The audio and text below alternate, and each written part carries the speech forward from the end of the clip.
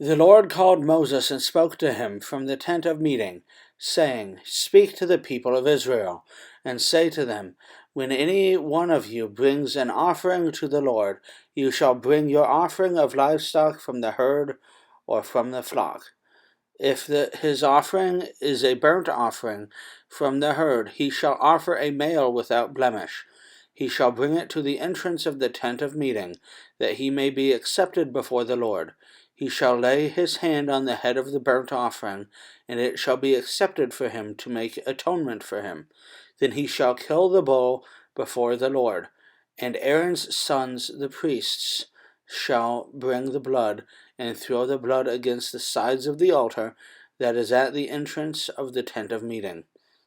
Then he shall flay the burnt offering and cut it into pieces.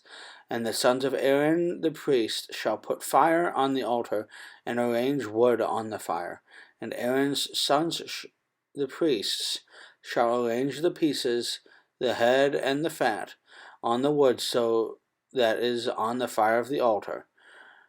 But its entrails and its legs he shall wash with water, and the priest shall burn all of it on the altar, as a burnt offering, a food offering, with a pleasing aroma to the Lord.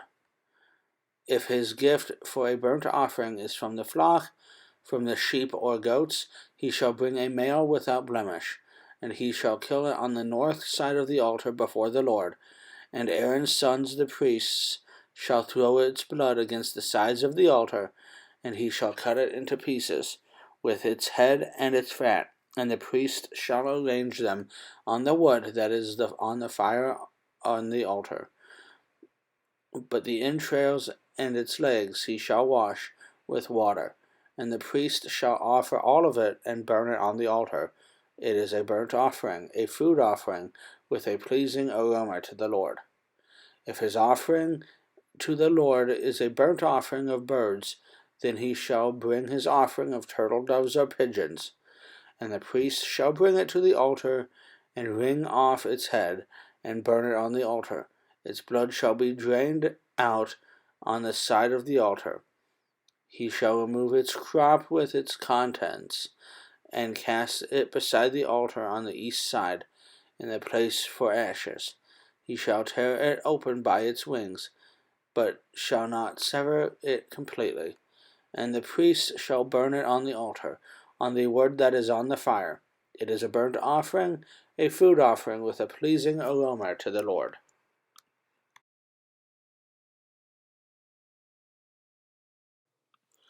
When anyone brings a grain offering as an offering to the Lord, his offering shall be of fine flour. He shall pour oil on it, and put frankincense on it, and bring it to Aaron's sons, the priests, and he shall take it from it, a handful of the fine flour and oil, with all of its frankincense, and the priest shall burn it as a memorial portion on the altar, a food offering with a pleasing aroma to the Lord. But the rest of the grain offering shall be for Aaron and his sons. It is a most holy part of the Lord's food offerings. When you bring a grain offering baked in the oven as an offering, it shall be unleavened loaves of fine flour mixed with oil, or unleavened wafers smeared with oil. And if your offering is a grain offering, baked on a griddle, it shall be of fine flour, unleavened, mixed with oil. You shall break it in pieces and pour oil on it. It is a grain offering. And if your offering is a grain offering cooked in a pan, it shall be made of fine flour with oil.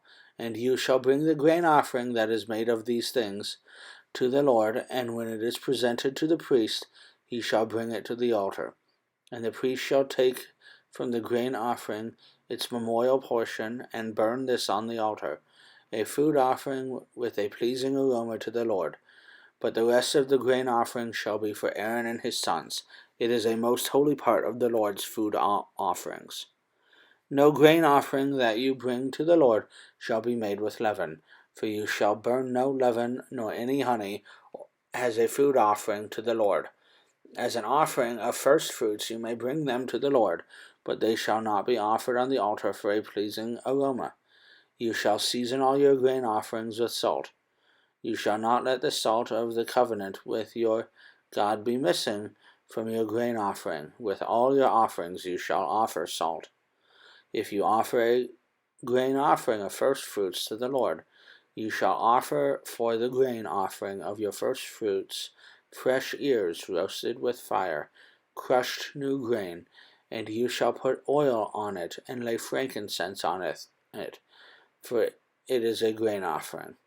And the priest shall burn as its memorial portion some of the crushed grain and some of the oil with all of its frankincense. It is a food offering to the Lord.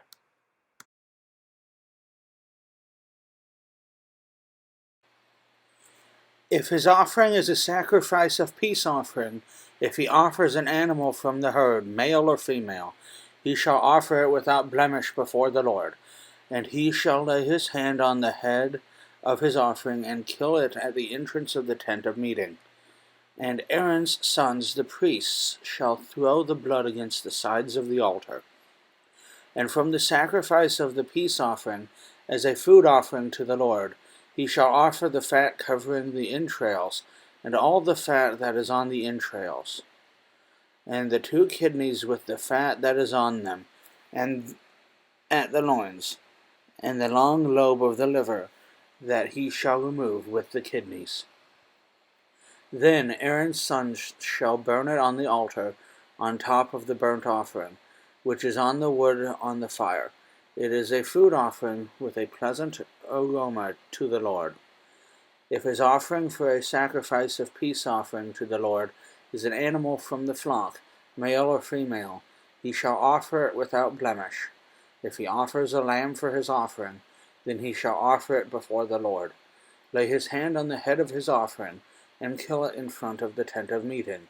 And Aaron's son shall throw its blood against the sides of the altar. Then from the sacrifice of the peace offering he shall offer it as a food offering to the Lord its fat. He shall remove the whole fat tail, cut off close to the backbone, and the fat that covers the entrails, and all the fat that is on the entrails, and the 2 kidneys with the fat that is on them, and the loins and the long lobe of the liver he shall remove with the kidneys. And the priest shall burn it on the altar as a food offering to the Lord. If the offering is a goat, then he shall offer it before the Lord, and lay his hands on its head, and kill it in front of the tent of meeting. And the sons of Aaron shall throw its blood against the sides of the altar. Then he shall offer from it as his offering for a food offering to the Lord, the fat covering the entrails, and all the fat that is on the entrails, and the 2 kidneys with the fat that is on them, and the loins and the long lobe of the liver, that he shall remove with the kidneys. And the priest shall burn them on the altar as a food offering with a pleasing aroma. All fat is the Lord's. It shall be a statute forever throughout your generations in all your dwelling places, that you eat neither fat nor blood.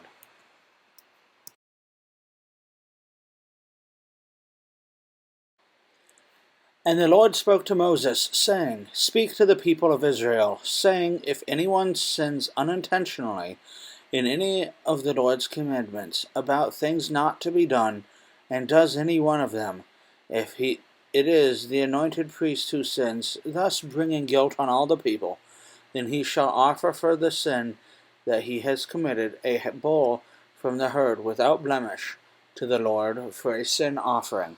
He shall bring the bull to the entrance of the tent of meeting before the Lord, and lay his hand on the head of the bull, and kill the bull before the Lord. And the anointed priest shall take some of the blood of the bull, and bring it to the tent of meeting. And a priest shall dip his finger in the blood, and sprinkle part of the blood of the 7 times before the Lord in the front veil of the sanctuary. And the priest shall put some of the blood on the horns of the altar of the fragrant incense before the Lord, that is in the tent of meeting. And all the rest of the blood of the bull he shall pour out at the base of the altar of burnt offering, that is at the entrance of the tent of meeting. And all the fat of the bull of the sin offering he shall remove from it, the fat that covers the entrails, and all the fat that is on the entrails, and the 2 kidneys with the fat that is on them, and the loins, and the long lobe of the liver, and that shall remove with the kidneys, just as these are taken from the ox of the sacrifice of peace offerings. And the priest shall burn them on the altar of burnt offering. But the skin of the bull and all its flesh, with its head, its legs, its entrails, and its dung, all the rest of the bull, he shall carry outside the camp to a clean place, to the ash heap, and shall burn it up on a fire of wood. On the ash heap it shall be burned up. If the whole congregation of Israel sins unintentionally, and the thing is hidden from the eyes of the assembly, and they do any one of the things that by the Lord's commandments ought not to be done, and they realize their guilt, when the sin which they have committed becomes known, and the assembly shall offer a bull from the herd for a sin offering, and bring it in front of the tent of meeting. And the elders of the congregation shall lay their hands on the head of the bull before the Lord, and the bull shall be killed before the Lord. Then the anointed priest shall bring some of the blood of the bull into the tent of meeting. And the priest shall dip his finger in the blood, and sprinkle it 7 times before the Lord in front of the veil. And he shall put some of the blood on the horns of the altar that is in the tent of meeting before the Lord. And the rest of the blood he shall pour out at the base of the altar of burnt offering that is at the entrance of the tent of meeting. And all its fat he shall take from it, and burn on the altar. Then he shall do with the bull as he did with the bull of the sin offering, so shall he do with this. And the priest shall make an atonement for them, and they shall be forgiven. And he shall carry the bull outside the camp and burn it up, as he burned the first bull, in the sin offering for the assembly.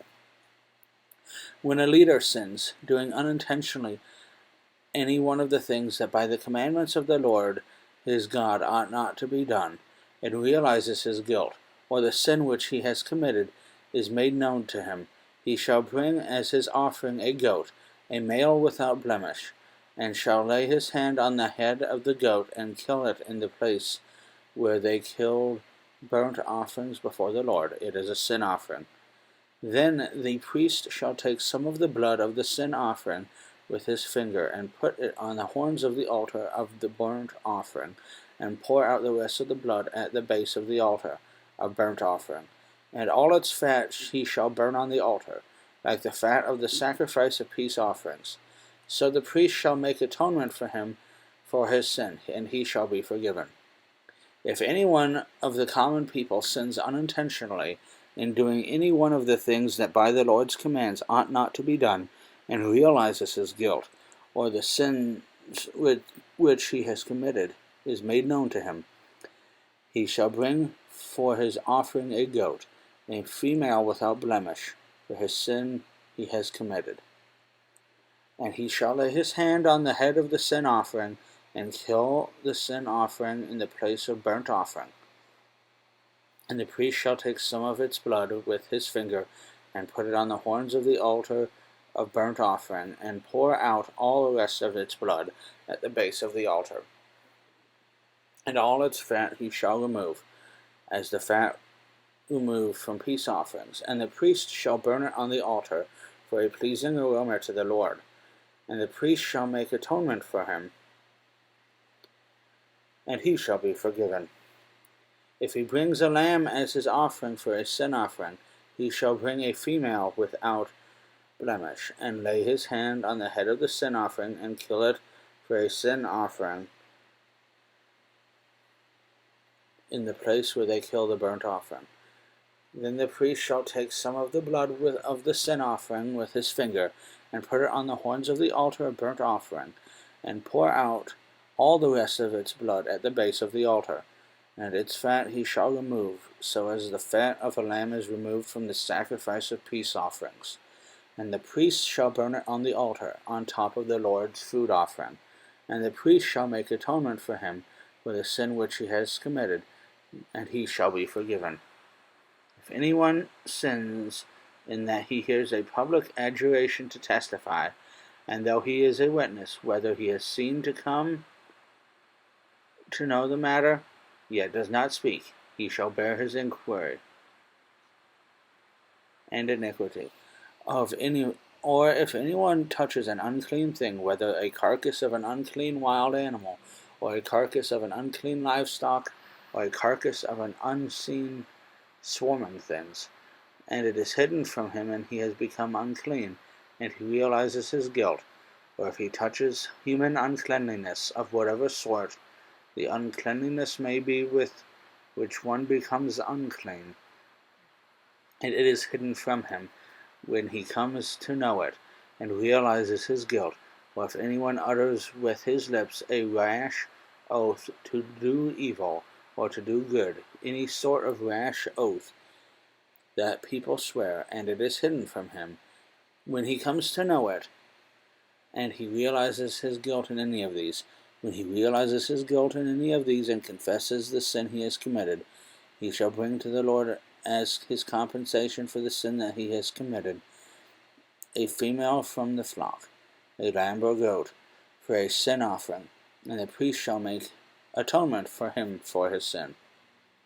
But if he cannot afford a lamb, then he shall bring to the Lord as his compensation for the sin that he has committed 2 turtle doves or 2 pigeons, one for a sin offering and the other for a burnt offering. He shall bring them to the priest, who shall offer first the one from the sin offering. He shall wring its head from its neck, but shall not sever it completely. He shall sprinkle some of the blood of the sin offering on the side of the altar, while the rest of the blood shall be drained out at the base of the altar. It is a sin offering. Then he shall offer for a second for a burnt offering, according to the rule.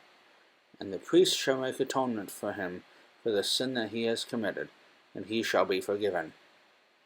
But if he cannot afford 2 turtle doves or 2 pigeons, then he shall bring as his offering for the sin that he has committed 1/10 of an ephah of fine flour for a sin offering. He shall put no oil in it, and shall put no frankincense on it, for it is a sin offering. And he shall bring it to the priest, and the priest shall take a handful of it as its memorial portion, and burn this on the altar, on the Lord's food offerings. It is a sin offering.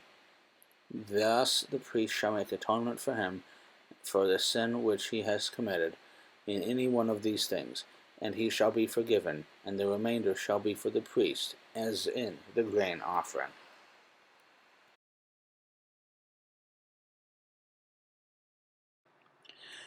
The Lord spoke to Moses, saying, If anyone commits a breach of faith and sins unintentionally in any of the holy things of the Lord, he shall bring to the Lord as his compensation a ram without blemish out of the flock, valued in silver shekels, according to the shekel of the sanctuary, for a guilt offering. He shall also make restitution for what he has done amiss in the holy thing, and shall add 1/5 to it, and give it to the priest. And the priest shall make atonement for him with the ram of the guilt offering, and he shall be forgiven. If anyone sins, doing any of the things that by the Lord's commandments ought not to be done, though he did not know it, then realizes his guilt, he shall bear his iniquity. He shall bring to the priest a ram without blemish out of the flock or its equivalent, for a guilt offering, and the priest shall make atonement for him for the mistake that he made unintentionally, and he shall be forgiven. It is a guilt offering. He has indeed incurred guilt before the Lord. The Lord spoke to Moses, saying, If anyone sins and commits a breach of faith against the Lord by deceiving his neighbor in a matter of deposit or security, or through robbery, or if he has oppressed his neighbor, or has found something lost and lied about it, swearing falsely in any of the things that the people do and sin thereby, if he has sinned and realized his guilt, and will restore what he took by robbery, or what he got by oppression, or the deposit that was committed to him, or the lost thing he found, or anything about which he has sworn falsely, he shall restore it in full, and shall add 1/5 to it, and give it to him whom it belongs on the day he realizes his guilt. And he shall bring to the priest as his compensation to the Lord a ram without blemish, out of the flock or its equivalent, for a guilt offering. And the priest shall make atonement for him before the Lord, and he shall be forgiven for any of the things that one may do, and thereby become guilty.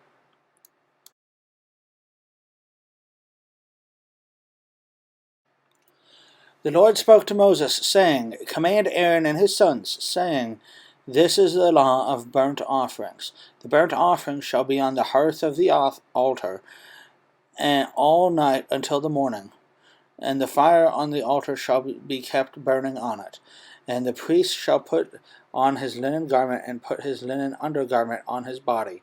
And he shall take up the ashes to where the fire has reduced the burnt offering on the altar, and put them beside the altar. Then he shall take off his garments, and put on other garments, and carry the ashes outside the camp to a clean place. The fire on the altar shall be kept burning on it, it shall not go out. The priest shall burn wood on it every morning. He shall arrange the burnt offering on it, and shall burn on it the fat of the peace offerings. Fire shall be kept burning on the altar continually, it shall not go out. And this is the law of the grain offering. The sons of Aaron shall offer it before the Lord in front of the altar. And one shall take from it a handful of the fine flour of the grain offering, and its oil and its frankincense that is on the grain offering, and burn this as its memorial portion on the altar, a pleasing aroma to the Lord. And the rest of it Aaron and his sons shall eat. It shall be eaten unleavened in a holy place. In the court of the tent of meeting they shall eat it. It shall not be baked with leaven. I have given it as their portion of my food offerings. It is a thing most holy, like the sin offering and the guilt offering. Every male among the children of Aaron may eat of it, as decreed forever throughout your generations, from the Lord's food offerings. Whoever touches them shall become holy. The Lord spoke to Moses, saying, This is the offering that Aaron and his sons shall offer to the Lord on the day when he is anointed, a tenth of ephah of fine flour as a regular grain offering, half of it in the morning and half in the evening. It shall be made with oil on a griddle.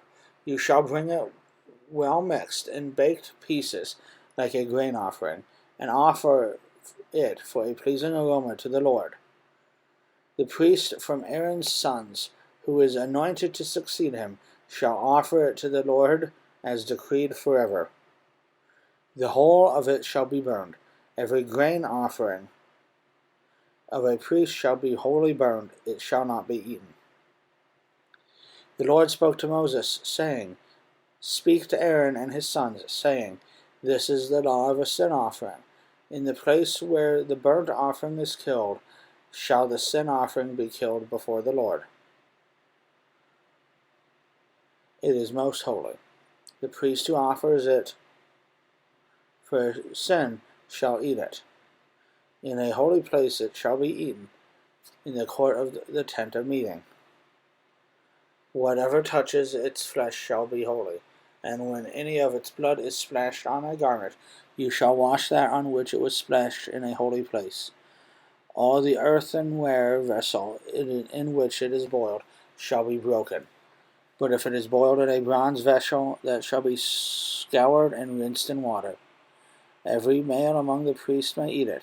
It is most holy. But no sin offering shall be eaten from which any blood is brought into the tent of meeting to make atonement in the holy place. It shall be burned up with the fire. This is the law of the guilt offering. It is most holy.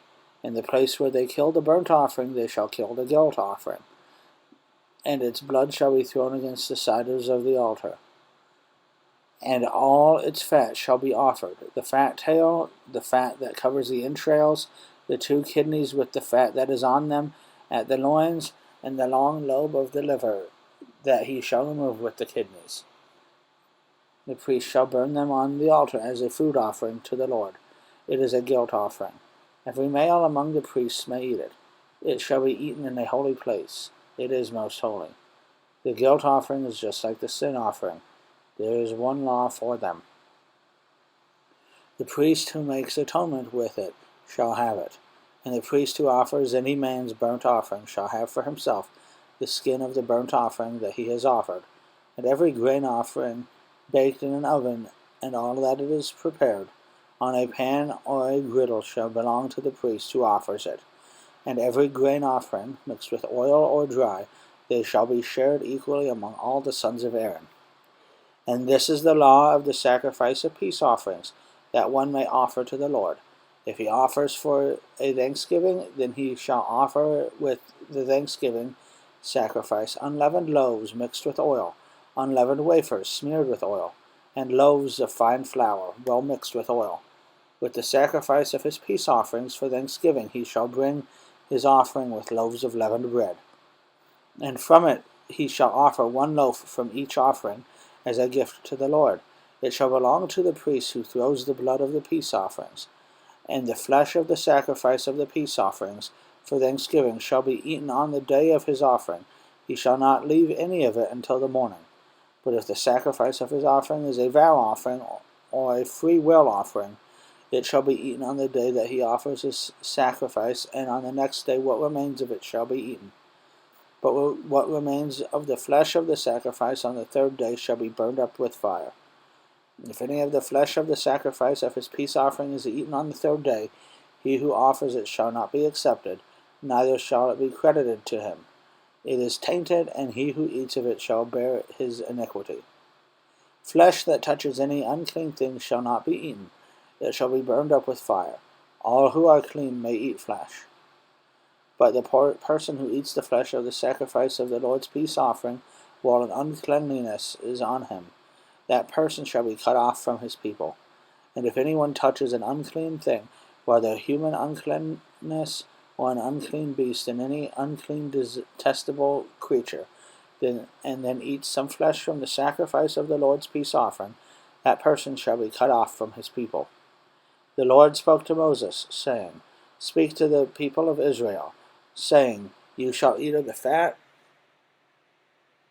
no fat of ox or sheep or goat, the fat of an animal that dies of itself, and the fat of one that is torn by beasts may be put to any other use, but on no account shall you eat it. For every person who eats fat of an animal of which a food offering may be made to the Lord shall be cut off from the people. Moreover, you shall eat no blood whatever, whether fowl or animal, in any of your dwelling places. Whoever eats any blood, that person shall be cut off from the people. The Lord said to Moses, saying, Speak to the people of Israel, saying, Whoever offers the sacrifice of his peace offerings to the Lord shall bring his offering to the Lord from the sacrifice of his peace offerings. His own hands shall bring the Lord's food offerings. He shall bring the fat with the breast, that the breast may be waved as a wave offering before the Lord. The priest shall burn the fat on the altar, but the breast shall be for Aaron and his sons. And the right thigh you shall give to the priest as a contribution from the sacrifice of your peace offerings. Whoever among the sons of Aaron offers the blood of the peace offerings and the fat shall have the right thigh for a portion. For the breast that is waved and the thigh that is contributed I have taken from the people of Israel, out of the sacrifices of their peace offerings, and I have given them to Aaron, the priest, and to his sons, as a perpetual due from the people of Israel. This is the portion of Aaron and of his sons from the Lord's food offerings, from the day they were presented to serve as priests of the Lord. The Lord commanded this to be given to them by the people of Israel, from the day that he anointed them. It is a perpetual due throughout their generations. This is the law of the burnt offerings, of the grain offering, of the sin offering, of the guilt offering, of the ordination offering, and of the peace offering, which the Lord commanded to Moses on Mount Sinai, on the day when he commanded the people of Israel to bring the offering to the Lord in the wilderness of Sinai.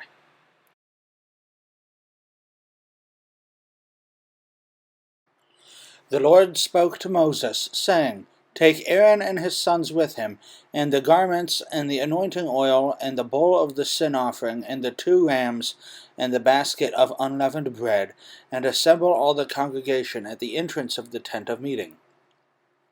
And Moses did as the Lord commanded him, and the congregation was assembled at the entrance of the tent of meeting. And Moses said to the congregation, This is the thing that the Lord has commanded to be done. And Moses brought Aaron and his sons and washed them with water. And he put the coat on him and tied the sash around his waist, and clothed him with the robe, and put the ephod on him, and tied the skillfully woven band of ephod around him, binding it to him with the band. And he placed the breastpiece on him, and in the breastpiece he put the Urim and the Thummim. And he set the turban on his head. And on the turban in front he set the golden plate, the holy crown, as the Lord commanded Moses. Then Moses took the anointing oil and anointed the tabernacle and all that was in it, and consecrated them. And he sprinkled some of it on the altar 7 times, and anointed the altar and all its utensils, and the basin in its stand, to consecrate them. And he poured some of the anointing oil on Aaron's head, and anointed him to consecrate him. And Moses brought Aaron's sons, and clothed them with coats, and tied sashes around their waists, and bound caps on them, as the Lord commanded Moses. Then he brought the bowl of the sin offering, and Aaron and his sons laid their hands on the head of the bowl of the sin offering. And he killed it, and Moses took the blood with his finger, put it on the horns of the altar around it, and purified the altar, and poured out the blood at the base of the altar, and consecrated it, to make atonement for it. And he took all the fat that was on the entrails, and on the long lobe of the liver, and the 2 kidneys with their fat. And Moses burned them on the altar. But the bull and its skin, and its flesh, and its dung burned up with the fire outside the camp, as the Lord had commanded Moses. Then he presented the ram of burnt offering, and Aaron and his sons laid their hands on the head of the ram. And he killed it, and Moses threw the blood against the sides of the altar. He cut the ram into pieces, and Moses burned the head and the pieces of the fat. He washed the entrails and the legs with water, and Moses burned the whole ram on the altar. It was a burnt offering with a pleasing aroma, a food offering for the Lord, as the Lord had commanded Moses. Then he presented the other ram of ordination, and Aaron and his sons laid their hands on the head of the ram, and he killed it. And Moses took some of its blood, and put it on the lobe of Aaron's right ear, and on the thumb of his right hand, and on the big toe of his right foot. Then he presented Aaron's sons, and Moses put some of the blood on the lobes of their right ears, and on the thumbs of their right hands, and on the big toes of their right feet.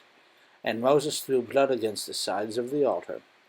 Then he took the fat, and the fat tail, and all the fat that was on the entrails, and the long lobe of the liver, and the 2 kidneys with their fat on the right thigh. And out of the bucket of unleavened bread that was before the Lord, he took 1 unleavened loaf, and 1 loaf of bread with oil, and 1 wafer, and placed them on the pieces of fat, and on the right thigh. And he put all these in the hands of Aaron, and in the hands of his sons, and waved them as a wave offering before the Lord. Then Moses took them from their hands, and burned them on the altar with the burnt offering. This was an ordination offering with a pleasing aroma, a food offering to the Lord. And Moses took the breast, and waved it for a wave offering before the Lord. It was Moses' portion of the ram of ordination, as the Lord had commanded Moses. Then Moses took some of the anointing oil, and out of the blood that was on the altar, and sprinkled it on Aaron and his garments, and also on his son and his son's garments. So he consecrated Aaron and his garments, and his sons' garments with him. And Moses said to Aaron and his sons, Boil the flesh at the entrance of the tent of meeting, and there eat it and the bread that is in the basket of ordination offerings, as I commanded, saying, Aaron and his sons shall eat it. And What remains of the flesh and the bread you shall burn up with fire, and you shall not go outside the entrance of the tent of meeting for 7 days, until the days of your ordination are completed, for it will take 7 days to ordain you. As it has been done today, the Lord has commanded to be done to make atonement for you. At the entrance of the tent of meeting you shall remain day and night for 7 days, performing what the Lord has charged, so that you do not die, for so I have been commanded. And Aaron and his sons did all the things that the Lord commanded by Moses.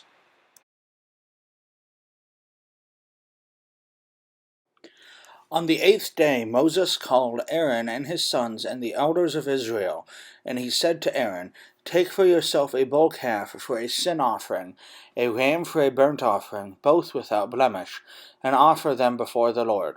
And say to the people of Israel, Take a male goat for a sin offering, and a calf and a lamb, both a year old, without blemish, for a burnt offering, and an ox and a ram for peace offerings, to sacrifice before the Lord, and a grain offering mixed with oil, for today the Lord will appear to you. And they brought what Moses commanded in front of the tent of meeting, and all the congregation drew near and stood before the Lord. And Moses said, This is the thing that the Lord commanded you to do, that the glory of the Lord may appear to you. Then Moses said to Aaron, Draw near to the altar, and offer your sin offering and your burnt offering, and make atonement for yourself and for the people, and bring the offering of the people, and make atonement for them, as the Lord commanded. So Aaron drew near to the altar, and killed the calf of the sin offering, which was for himself. And the sons of Aaron presented the blood to him, and he dipped his finger in the blood, and put it on the horns of the altar, and poured out the blood at the base of the altar. But the fat and the kidneys and the long lobe of the liver from the sin offering he burned on the altar, as the Lord commanded Moses. The flesh and skin he burned up with fire outside the camp. Then he killed the burnt offering, and Aaron's sons handed him the blood, and he threw it against the sides of the altar. And they handed him the burnt offerings, piece by piece, and the head, and he burned them on the altar. And he washed the entrails and the legs, and burned them with the burnt offering on the altar. Then he presented the people's offering, and took the goat of the sin offering that was for the people, and killed it, and offered it as a sin offering, like the first one. And he presented the burnt offering, and offered it, according to the rule. And he presented the grain offering, took a handful of it, and burned it on the altar, beside the burnt offering of the morning. Then he killed the ox and the ram, the sacrifice of peace offerings for the people. And Aaron's sons handed him the blood, and he threw it against the sides of the altar. But the fat pieces of the ox and the ram, the fat tail, and that which covers the entrails, and the kidneys, and the long lobe of the liver, they put the fat pieces on the breasts, and he burned the fat pieces on the altar. But the breasts and the right thigh Aaron waved for a wave offering before the Lord, as Moses commanded. Then Aaron lifted up his hands toward the people, and blessed them. And he came down from offering the sin offering, and the burnt offering, and the peace offerings. And Moses and Aaron went into the tent of meeting, and when they had came out they blessed the people, and the glory of the Lord appeared to all the people. And fire came out from before the Lord, and consumed the burnt offerings, and the pieces of fat on the altar. And when all the people saw it, they shouted and fell on their faces.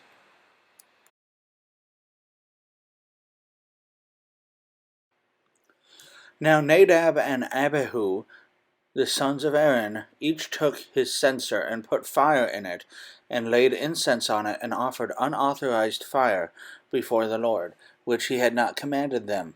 And fire came out from before the Lord, and consumed them, and they died before the Lord. Then Moses said to Aaron, This is what the Lord has said, Among those who are near me I will be sanctified, and before all the people I will be glorified. And Aaron held his peace. And Moses called Mishael and Elzaphan, the sons of Uzziel, the uncle of Aaron, and said to them, Come near, carry your brothers away from the front of the sanctuary, and out of the camp. So they came near and carried them out in their coats out of the camp, as Moses had said.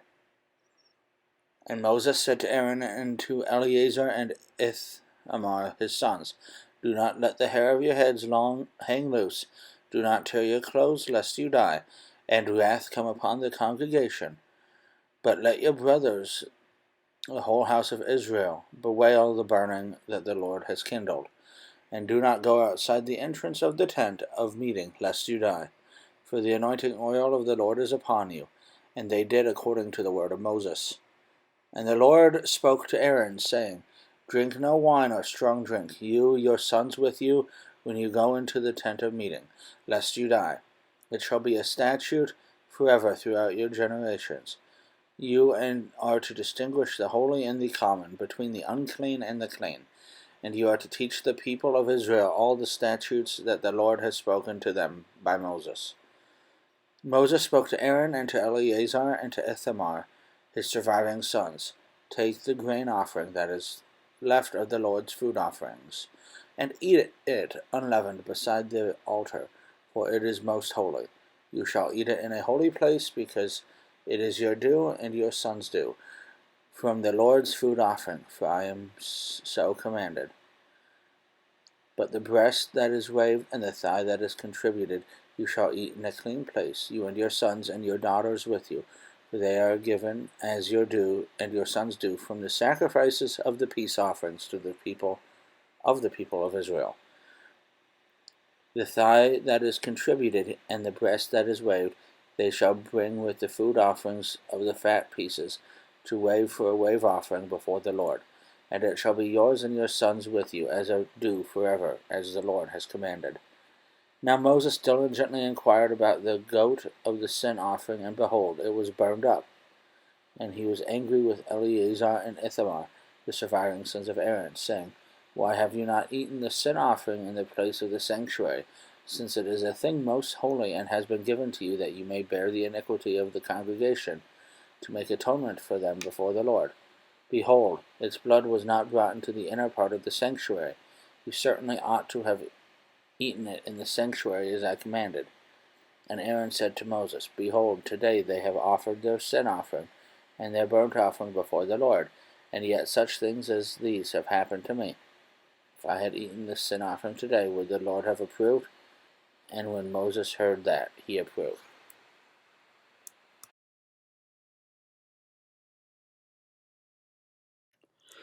And the Lord spoke to Moses and Aaron, saying to them, Speak to the people of Israel, saying, These are the living things that you may eat among all the animals that are in the earth. Whatever parts of the hoof and cloven-footed and chews the cud among the animals you may eat. Nevertheless, among those that chew the cud or part the hoof, you shall not eat these. The camel, because it chews the cud but does not part the hoof, is unclean to you. And the rock badger, because it chews the cud but does not part the hoof, is unclean to you. And the hare, because it chews the cud but does not part the hoof, is unclean to you. And the pig, because it parts the hoof and is cloven-footed, but does not chew the cud, is unclean to you. You shall not eat any of their flesh, and you shall not touch their carcasses. They are unclean to you. These you may eat of all that are in the waters. Everything in the waters that has fins and scales, whether in the seas or in the rivers, you may eat. But anything in the seas or the rivers that does not have fins and scales, of the swarming creatures in the waters and of the living creatures that are in the waters, is detestable to you. You shall regard them as detestable. You shall not eat any of their flesh, and you shall detest their carcasses. Everything in the waters that does not have fins and scales is detestable to you.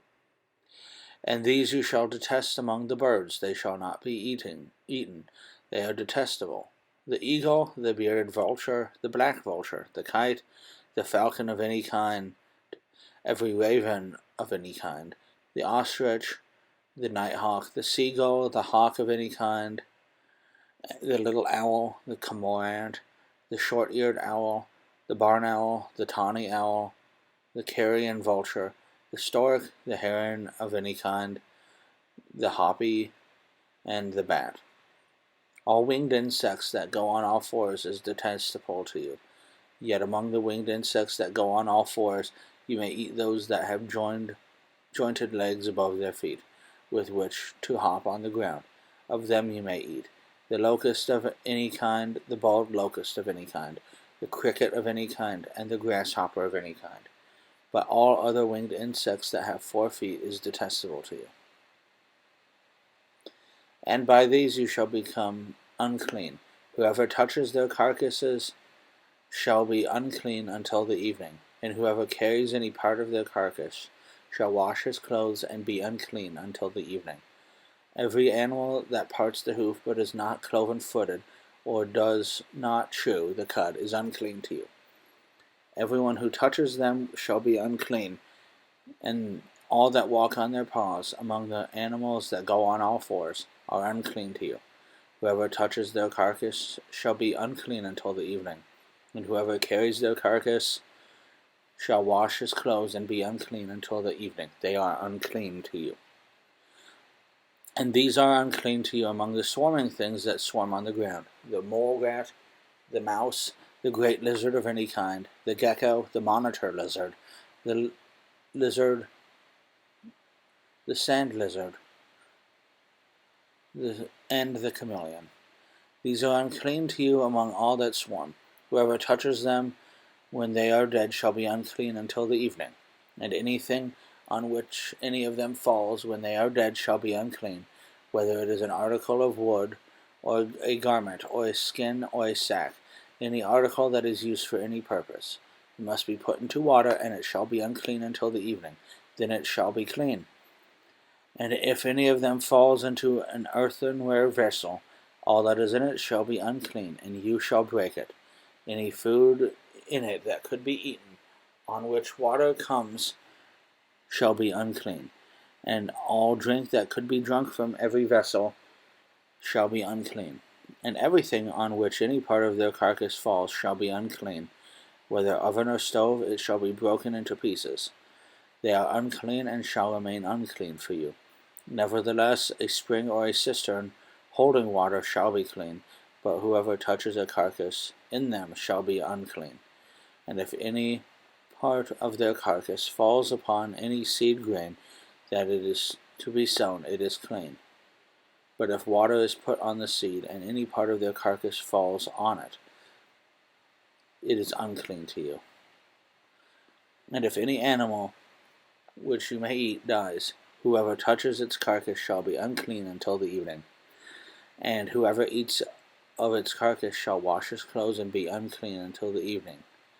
And whoever carries its carcass shall wash his clothes and be unclean until the evening. Every swarming thing that swarms on the ground is detestable. It shall not be eaten. Whatever goes on its belly, and whatever goes on all fours, or whatever has many feet, any swarming thing that swarms on the ground, you shall not eat, for they are detestable. You shall not make yourselves detestable with any swarming thing that swarms, and you shall not defile yourselves with them, and become unclean through them. For I am the Lord your God. Consecrate yourselves therefore, and be holy, for I am holy. You shall not defile yourselves with any swarming thing that crawls on the ground. For I am the Lord who brought you up out of the land of Egypt, to be your God. You shall therefore be holy, for I am holy. This is the law about beast and bird, and every living creature that moves through the waters, and every creature that swarms on the ground, to make distinction between the unclean and the clean, between the living creatures that may be eaten and the living creatures that may not be eaten.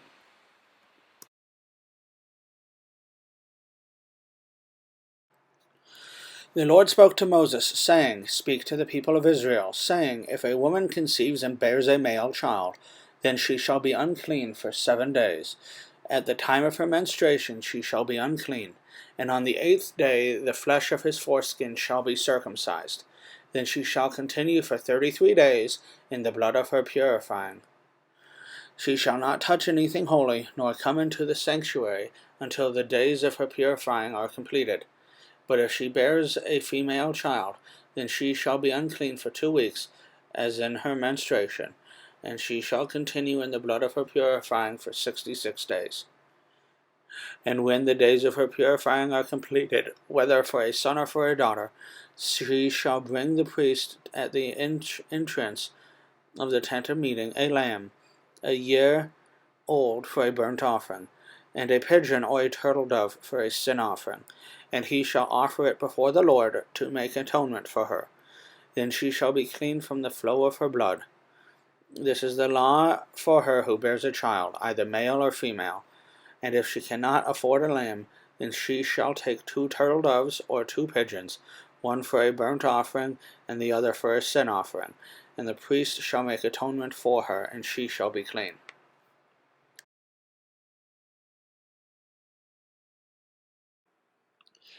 The Lord spoke to Moses and Aaron, saying, When a person has on the skin of his body a swelling or an eruption or a spot, and it turns into a case of leprous disease on the skin of his body, then he shall be brought to Aaron the priest, or to one of his sons the priests. And the priest shall examine the diseased area on the skin of his body. And if the hair in the diseased area has turned white, and the disease appears to be deeper than the skin of his body, it is a case of leprous disease. When the priest has examined him, he shall pronounce him unclean. But if the spot is white in the skin of his body, and appears no deeper than the skin, and the hair has not turned white, the priest shall shut up the diseased person for 7 days. And the priest shall examine him on the 7th day. And if in his eyes the disease is checked, and the disease has not spread in the skin, then the priest shall shut him up for another 7 days. And the priest shall examine him again on the 7th day, and if the diseased area has faded, and the disease has not spread in the skin, then the priest shall pronounce him clean. It is only an eruption, and he shall wash his clothes and be clean. But if the eruption spreads in the skin, after he has shown himself to the priest for his cleansing, he shall appear again before the priest. And the priest shall look, and if the eruption has spread in the skin, then the priest shall pronounce him unclean. It is a leprous disease. When a man is afflicted with a leprous disease, he shall be brought to the priest, and the priest shall look, and if it is a white swelling in the skin that has turned the hair white, and there is raw flesh in the swelling, it is a chronic leprous disease in the skin of his body, and the priest shall pronounce him unclean. He shall not shut him up, for he is unclean. And if the leprous disease breaks out in the skin, so that the leprous disease covers all the skin of the diseased person, from head to foot, so far as the priest can see, then the priest shall look, and if the leprous disease has covered all his body, he shall pronounce him clean of the disease. It has all turned white, and he is clean. But when raw flesh appears on him, he shall be unclean. And the priest shall examine the raw flesh and pronounce him unclean. Raw flesh is unclean, for it is a leprous disease. But if the raw flesh recovers and turns white again, then he shall come to the priest, and the priest shall examine him. And if the disease has turned white, then the priest shall pronounce the diseased person clean. He is clean. If there is in the skin of one's body a boil and it heals, and in the place of a boil there comes a white swelling or a reddish-white spot, then it shall be shown to the priest. And the priest shall look, and if it appears deeper than the skin, and has turned white, then the priest shall pronounce him unclean. It is a case of leprous disease that has broken out in the boil. But if the priest examines it, and there is no white hair in it, and it is not deeper than the skin, but has faded, then the priest shall shut him up 7 days. And if it spreads to the skin, the priest shall pronounce him unclean. It is a disease. But if the spot remains in one place and does not spread, it is the scar of the boil, and the priest shall pronounce him clean. Or when the body has a burn on its skin, and the raw flesh of the burn becomes a spot, a reddish white or white, the priest shall examine it, and if the hair in the spot has turned white, and it appears deeper than the skin, then it is a leprous disease. It has broken out in the burn, and the priest shall pronounce him unclean. it is a case of leprous disease. But if the priest examines it, and there is no white hair in the spot, and it is no deeper than the skin, but has faded, the priest shall shut him up 7 days. And the priest shall examine him on the 7th day. If it is spreading to the skin, then the priest shall pronounce him unclean. It is a case of leprous disease. But if the spot remains in one place, and does not spread in the skin, but has faded, it is a swelling from the burn, and the priest shall pronounce him clean, for it is a scar of the burn. When a man or a woman has a disease on the head or the beard, the priest shall examine the disease, and if it appears deeper than the skin, the hair in it is yellow and thin, then the priest shall pronounce him unclean. It is an itch, a leprous disease of the head or the beard. And if the priest examines the itching disease, and it appears no deeper than the skin, and there is no black hair in it, then the priest shall shut up the person with the itching disease for 7 days. And on the 7th day the priest shall examine the disease. If the itch has not spread, and there is no yellow hair, and the itch appears no deeper than the skin, then he shall shave himself, but the itch he shall not shave. And the priest shall shut up the person with the itching disease for another 7 days. And on the 7th day the priest shall examine the itch, and if the itch has not spread in the skin, and it appears to be no deeper than the skin, then the priest shall pronounce him clean, and he shall wash his clothes and be clean. But if the itch spreads in the skin after his cleansing, and then the priest shall examine him, and if the itch has spread in the skin, the priest need not seek for the yellow hair, he is unclean. But if in his eyes the itch is unchanged, and the black hair has grown in it, the itch is healed, and he is clean, and the priest shall pronounce him clean. When a man or a woman has spots on the skin of the body, white spots, the priest shall look, and if the spots of the skin of the body are of a dull white, it is leucoderma that has broken out in the skin, he is clean. If a man's hair falls out from his head, he is bald, he is clean. If a man's hair falls out from his forehead, he has baldness of the forehead, he is clean. But if there is on the bald head or the bald forehead a reddish-white diseased area, it is a leprous disease breaking out on his bald head or his bald forehead. Then the priest shall examine him, and if the diseased swelling is reddish-white on the bald head or on his bald forehead, like the appearance of a leprous disease in the skin of the body, he is a leprous man, he is unclean. The priest must pronounce him unclean, his disease is on his head. The leprous person who has the disease shall wear torn clothes, and let the hair of his head hang loose, and he shall cover his upper lip, and cry out, Unclean, unclean. He shall remain unclean as long as he has the disease. He is unclean, he shall live alone. His dwelling shall be outside the camp. When there is a case of leprous disease in a garment, whether a woolen or a linen garment, in warp or woof of linen or wool, or in a skin or anything made of skin, if the disease is greenish or reddish in the garment, or in the skin, or in the warp of the woof, or in any article made of skin, it is a case of leprous disease, and it shall be shown to the priest. And the priest shall examine the disease, and shut up that which has the disease for 7 days. Then he shall examine the disease on the 7th day. If the disease has spread in the garment, in the warp of the woof, or in the skin, whatever be the use of the skin, the disease is a persistent leprous disease, it is unclean. And he shall burn the garment, or the warp, or the woof, the wool, or the linen, or any article made of skin that is diseased, for it is a persistent leprous disease, and it shall be burned in the fire. And if the priest examines, and if the disease has not spread in the garment, in the warp or the woof, or in any article made of skin, then the priest shall command that they wash the thing in which is the disease. He shall shut it up for another 7 days, and the priest shall examine the diseased thing after it has been washed. And if the appearance of the diseased area has not changed, though the disease has not spread, it is unclean.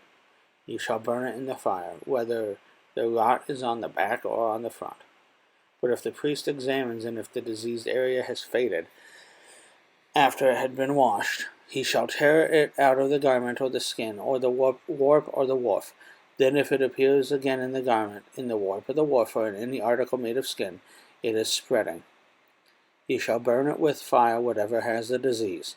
But if the garment or the warp or the woof or any article made of skin from which the disease departs, when you have washed it, shall thus be washed a second time and be clean. This is the law for a case of leprous disease, in a garment of wool or linen, either in the warp or the woof, or in any article made of skin, to determine whether it is clean or unclean.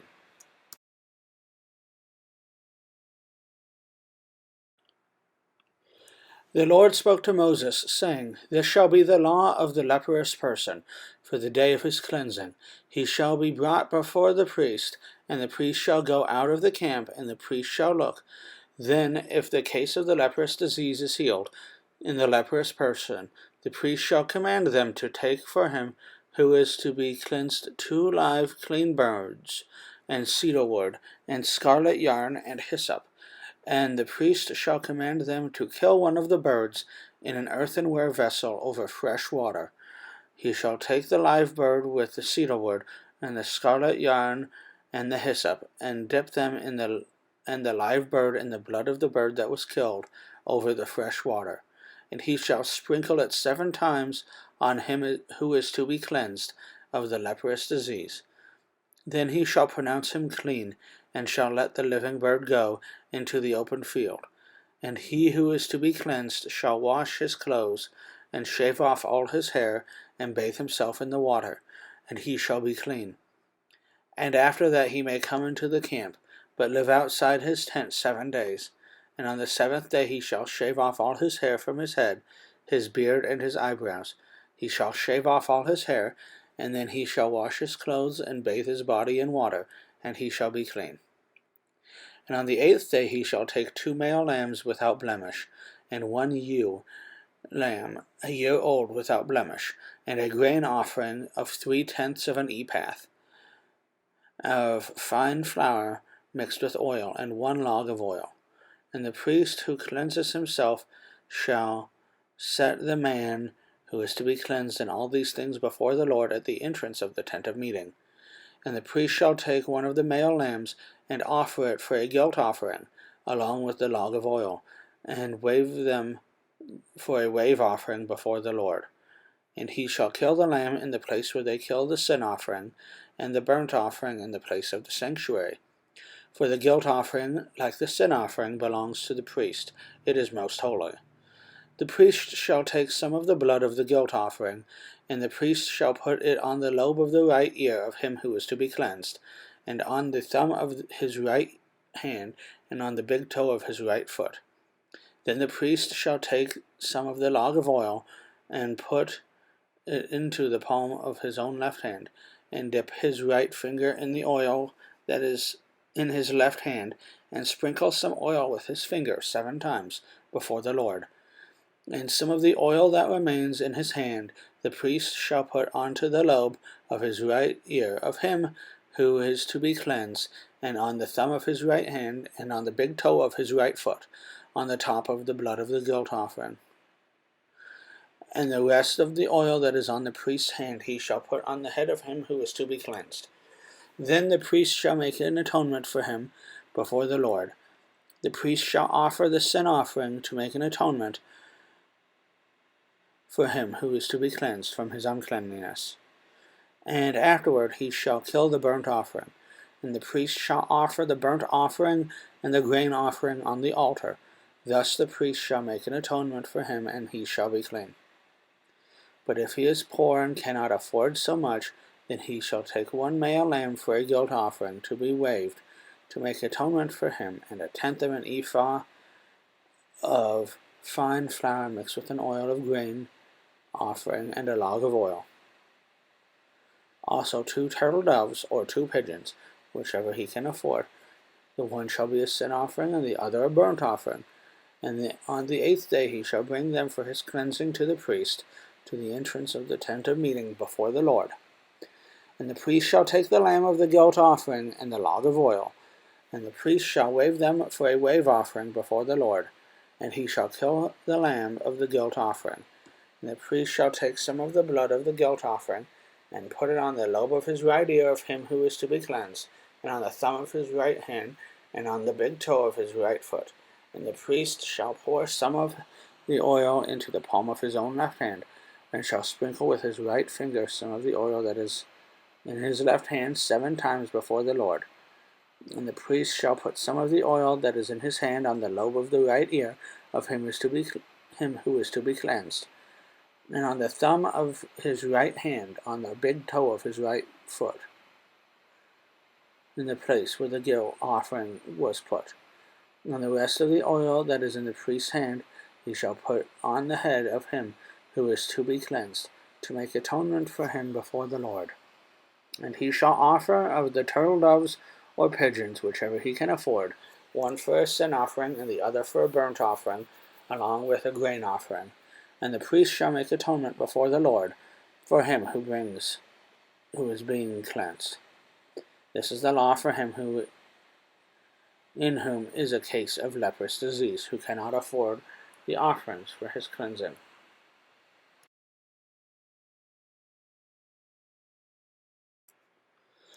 The Lord spoke to Moses and Aaron, saying, When you come into the land of Canaan, which I give you for a possession, and I put a case of leprous disease in a house in the land of your possession, then he who owns the house shall come and tell the priest, There seems to me to be a case of disease in my house.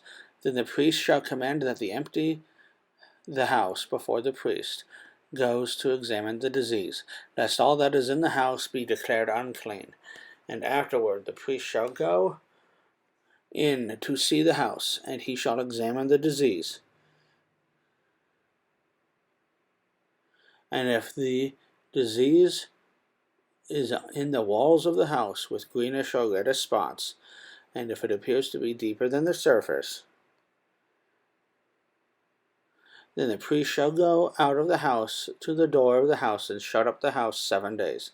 And the priest shall come again on the 7th day, and look, if the disease has spread in the walls of the house, then the priest shall command that they take out the stones in which the disease, and throw them into an unclean place outside the city. And they shall have the inside of the house scraped all around, and the plaster that they scrape off they shall pour out in an unclean place outside the city. They shall take the other stones and put them in place of those stones, and he shall take other plaster and plaster the house. If the disease breaks out again in the house, after he has taken out the stones and scraped the house and plastered it, then the priest shall go and look. And if the disease has spread in the house, it is a persistent leprous disease in the house. It is unclean. And he shall break down the house, its stones and timber and all the plaster of the house, and he shall carry them out of the city to an unclean place. Moreover, when whoever enters the house while it is shut up shall be unclean until the evening. And whoever sleeps in the house shall wash his clothes, and whoever eats in the house shall wash his clothes. But if the priest comes and looks, and if the disease has not spread in the house after the house was plastered, then the priest shall pronounce the house clean, for the disease is healed. And for the cleansing of the house he shall take 2 small birds with cedar wood and scarlet yarn and hyssop, and shall kill one of the birds in an earthenware vessel over fresh water, and shall take the cedar wood and the hyssop and the scarlet yarn along with the live bird, and dip them in the blood of the bird that was killed, and in fresh water, and sprinkle the house 7 times. Then he shall cleanse the house with the blood of the bird, and with the fresh water, and with the live bird, and with the cedar wood and hyssop, and scarlet yarn. And he shall let the live bird go out of the city into the open country. So he shall make atonement for the house, it shall be clean. This is the law for any case of leprous disease, for an itch, for a leprous disease in a garment or a house, and for swelling or an eruption or a spot, to show when it is unclean and when it is clean. This is the law for leprous disease.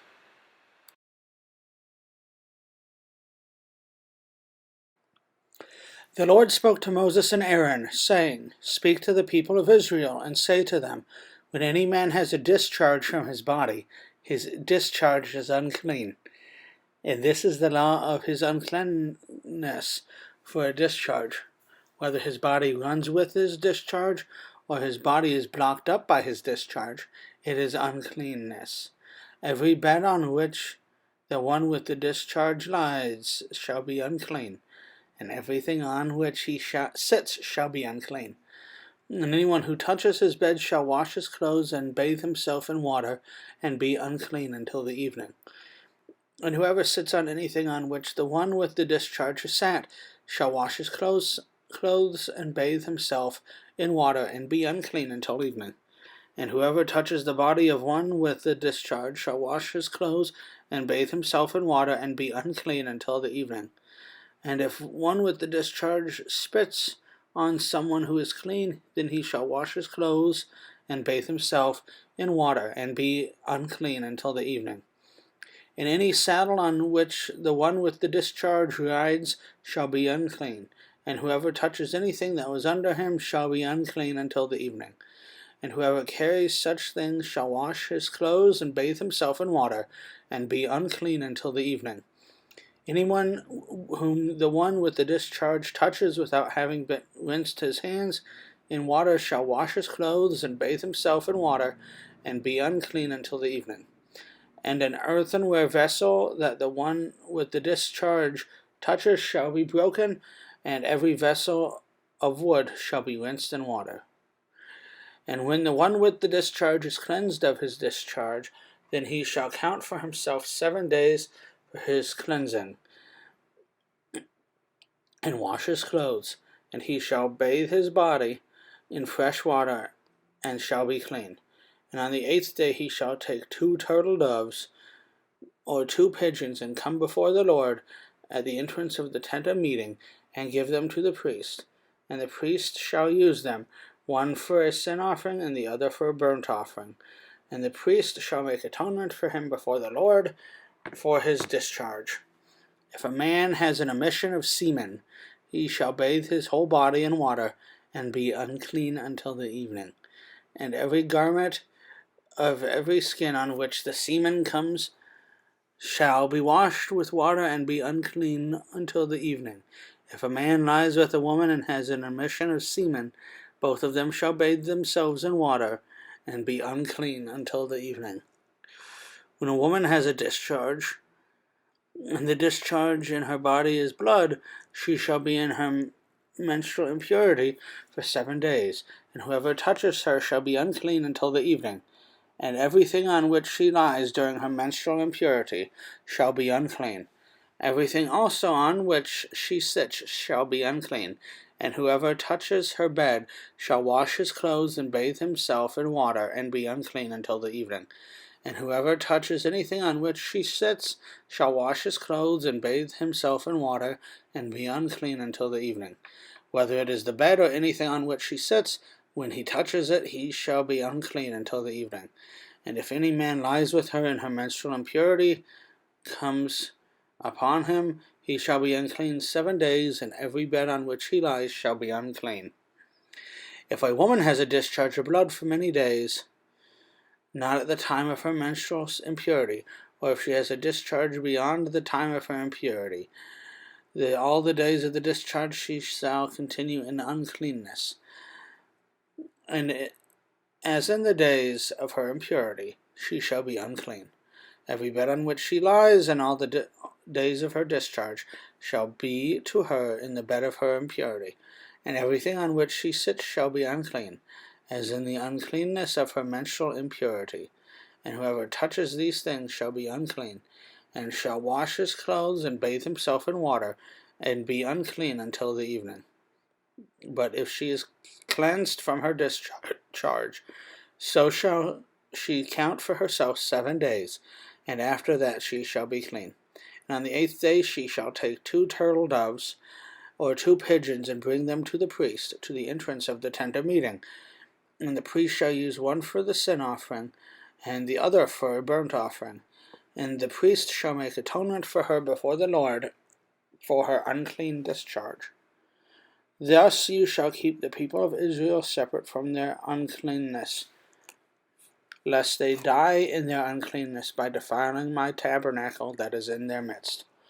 This is the law for him who has a discharge, and for him who has an emission of semen, becoming unclean thereby. Also for her who is unwell and with her menstrual impurity, that is, for anyone, male or female, who has a discharge, and for the man who lies with a woman who is unclean.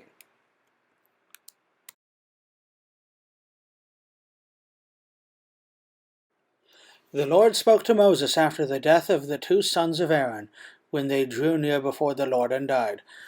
And the Lord said to Moses, Tell Aaron your brother not to come in at any time into the holy place, inside the veil, before the mercy seat that is on the ark, so that he may not die. For I will appear in a cloud over the mercy seat. But in this way Aaron shall come into the holy place, with a bull from the herd from a sin offering, and a ram for the burnt offering. He shall put on the holy linen coat, and shall have the linen undergarment on his body, and he shall tie the linen sash around his waist, and wear the linen turban. These are the holy garments. He shall bathe his body in water, and then put them on. And he shall take from the congregation of the people of Israel 2 male goats for a sin offering, and 1 ram for a burnt offering.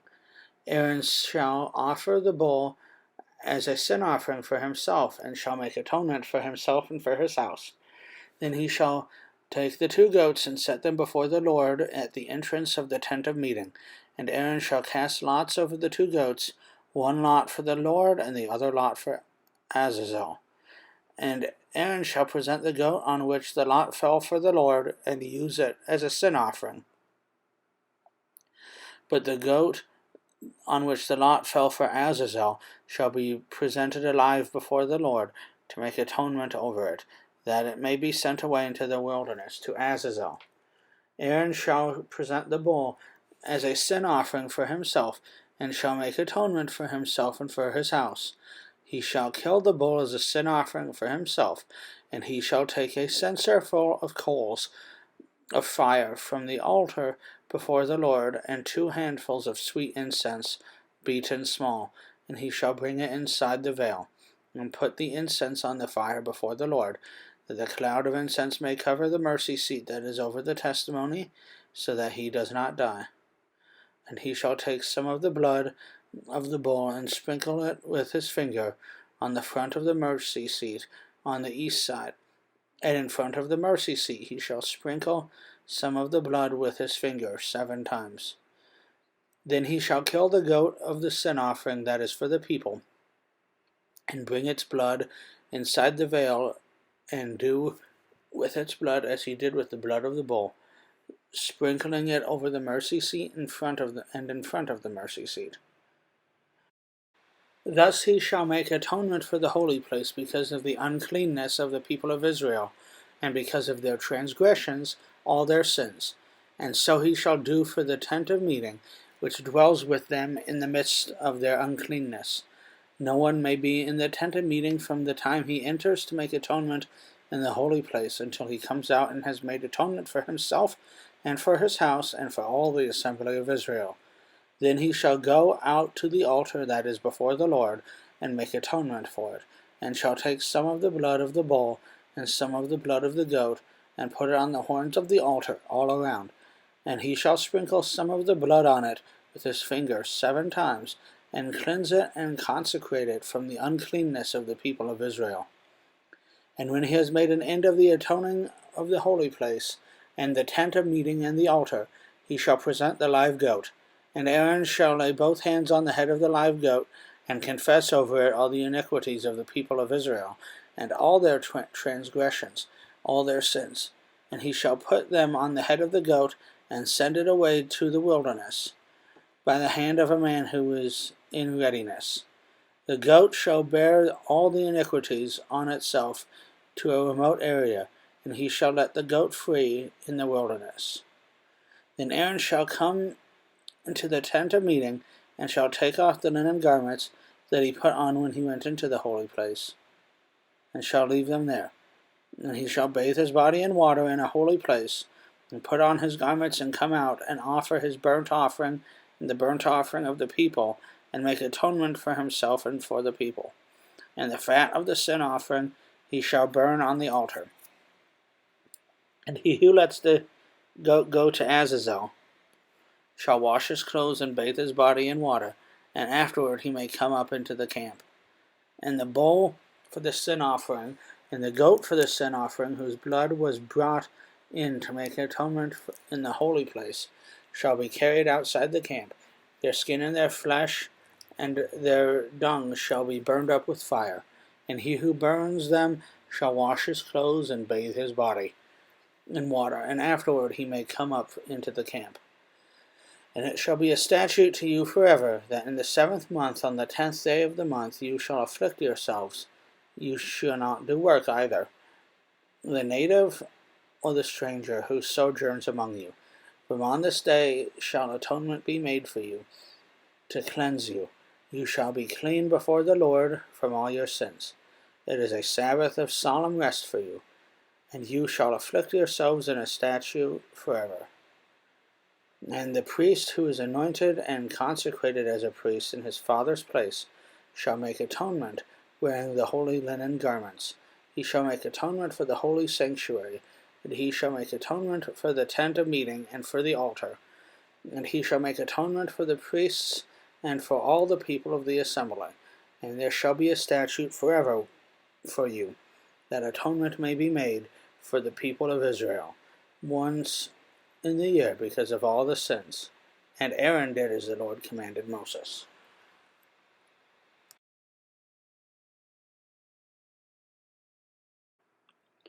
And the Lord spoke to Moses, saying, Speak to Aaron and to his sons, and to all the people of Israel, and say to them, This is the thing that the Lord has commanded. If any one of the house of Israel kills an ox or a lamb or a goat in the camp, or kills it outside of the camp, and does not bring it to the entrance of the tent of meeting to offer it as a gift to the Lord, in front of the tabernacle of the Lord, blood guilt shall be imputed on that man. He has shed blood, and that man shall be cut off from among his people. This is to the end that the people of Israel may bring their sacrifices, that they may sacrifice in an open field, that they may bring them to the Lord, to the priest at the entrance of the tent of meeting, and sacrifice them as sacrifices of peace offerings to the Lord. And the priest shall throw the blood on the altar of the Lord at the entrance of the tent of meeting, and burn the fat for a pleasing aroma to the Lord. So they shall no more sacrifice their sacrifices to goat demons, after whom they whore. They shall be a statute forever for them throughout their generations. And you shall say to them, Any one of the house of Israel, or of the strangers who sojourn among them, who offers a burnt offering or sacrifice, and does not bring it to the entrance of the tent of meeting to offer it to the Lord, that man shall be cut off from his people.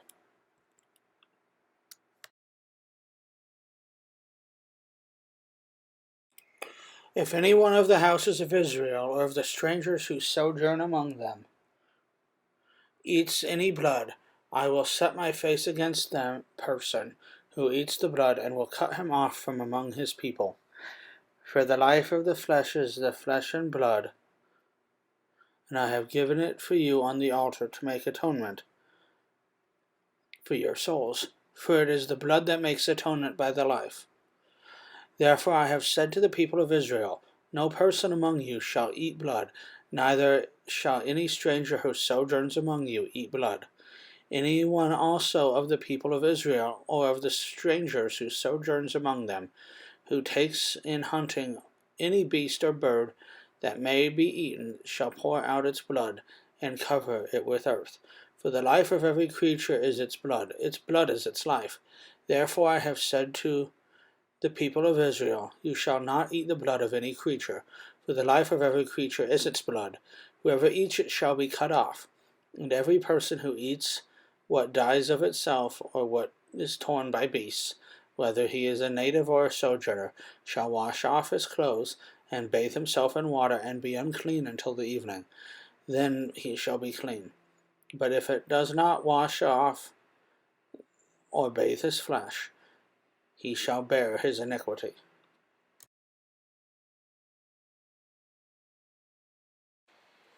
And the Lord spoke to Moses, saying, Speak to the people of Israel, and say to them, I am the Lord your God. You shall not do as they do in the land of Egypt, where you lived, and you shall not do as they do in the land of Canaan, to which I am bringing you. You shall not walk in their statutes. You shall follow my rules, and keep my statutes, and walk in them. I am the Lord your God. You shall therefore keep my statutes and my rules. If a person does them, he shall live by them. I am the Lord. None of you shall approach any one of his close relatives to uncover nakedness. I am the Lord.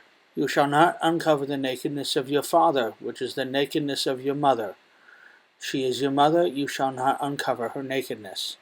You shall not uncover the nakedness of your father's wife, it is your father's nakedness. You shall not uncover the nakedness of your sister, your father's daughter, or your mother's daughter, whether brought up in the family or in another home. You shall not uncover the nakedness of your son's daughter, or of your daughter's daughter, for their nakedness is your own nakedness. You shall not uncover the nakedness of your father's wife's daughter, brought up in your father's family, since she is your sister. You shall not uncover the nakedness of your father's sister, she is your father's relative. You shall not uncover the nakedness of your mother's sister, she is your mother's relative. You shall not uncover the nakedness of your father's brother, that is, you shall not approach his wife, she is your aunt.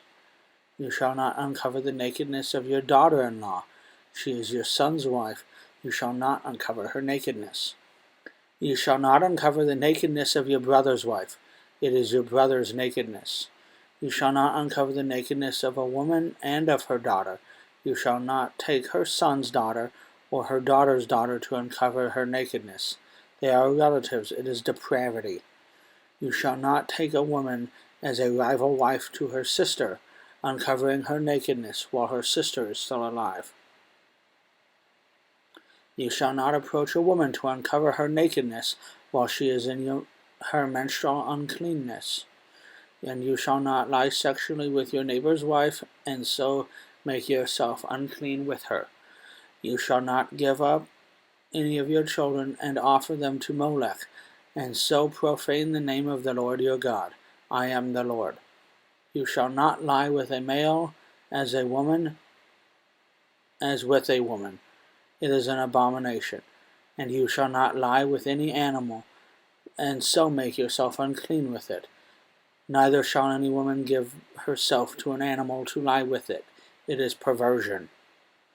Do not make yourselves unclean by any of these things, for by all these the nations I am driving out before you have become unclean.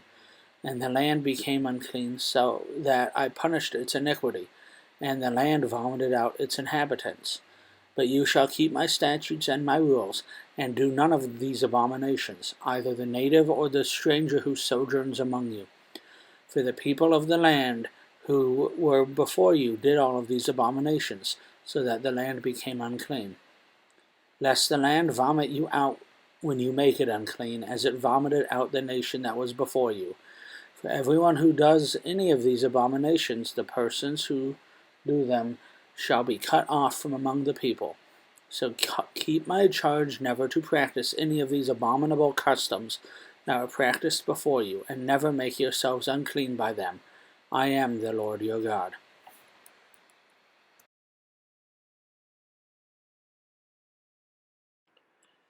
And the Lord spoke to Moses, saying, Speak to all the congregation of the people of Israel, and say to them, You shall be holy, for I, the Lord your God, am holy.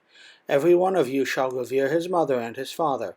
You shall keep my Sabbaths. I am the Lord your God. Do not turn to idols, or make for yourselves any gods of cast metal. I am the Lord your God. When you offer a sacrifice of peace offerings to the Lord, you shall offer it so that you may be accepted. It shall be eaten the same day you offer it, or the day after, and anything left over until the third day shall be burned up with fire. If it is eaten at all on the third day, it is tainted, it will not be accepted, and anyone who eats it shall bear his iniquity, because he has profaned what is holy to the Lord. and that person shall be cut off from his people.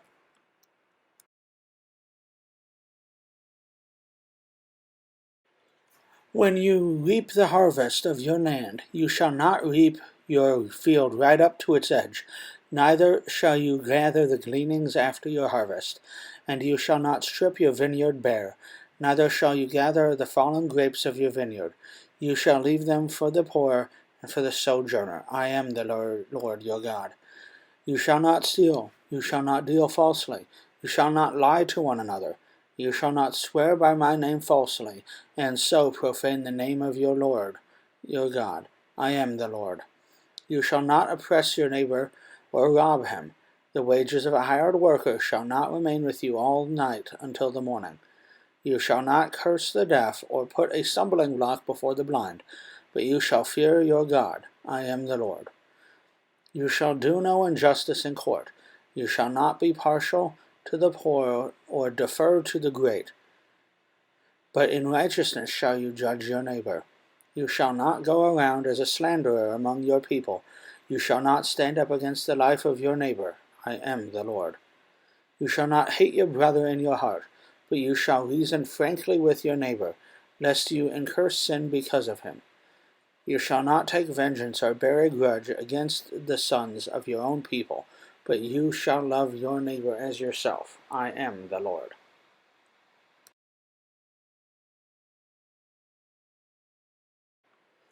You shall keep my statutes. You shall not let your cattle breed with a different kind. You shall not sow your field with two kinds of seed, nor shall you wear a garment of cloth made of two kinds of material. If a man lies sexually with a woman who is a slave, assigned to another man and not yet ransomed or given her freedom, a distinction shall be made. They shall not be put to death because she was not free, but he shall bring compensation to the Lord to the entrance of the tent of meeting, a ram for a guilt offering.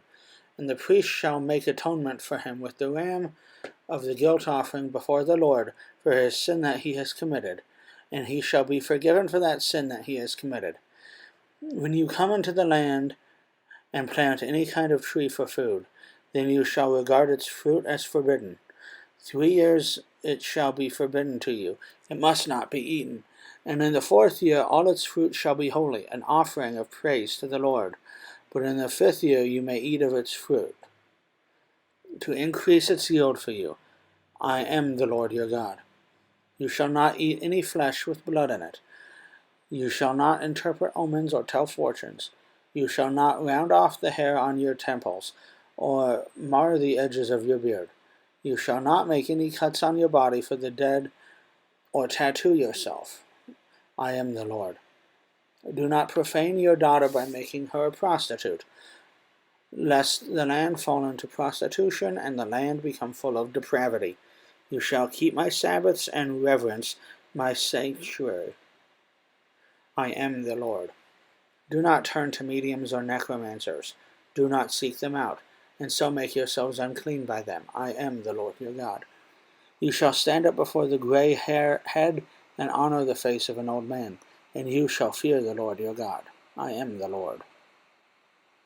When a stranger sojourns in your land, you shall do him no wrong. You shall treat the stranger who sojourns with you as the native among you, and you shall love him as yourself. For if you were strangers in the land of Egypt, I am the Lord your God. You shall do no wrong in judgment, in measures of length or weight or quantity.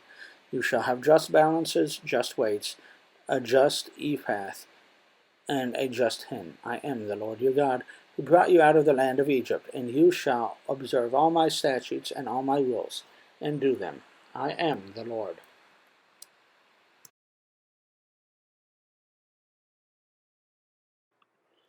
The Lord spoke to Moses, saying, Say to the people of Israel, any one of the people of Israel, or of the strangers who sojourn in Israel, who gives any of his children to Molech, shall surely be put to death. The people of the land shall stone him with stones. I myself will set my face against that man, and will cut him off from among the people, because he has given one of his children to Molech, to make my sanctuary unclean, and to profane my holy name. And if the people of the land do at all close their eyes to that man when he has given one of his children to Molech, and do not put him to death, then I will set my face against that man and against his clan, and I will cut them off from among their people, him and all who follow him in whoring after Molech. If a person turns to mediums and necromancers, whoring after them, I will set my face against that person and will cut him off from among the people. Consecrate yourselves, therefore, and be holy, for I am the Lord your God. Keep my statutes and do them. I am the Lord who sanctifies you. If anyone who curses his father or his mother shall surely be put to death. He has cursed his father or his mother. His blood is upon him.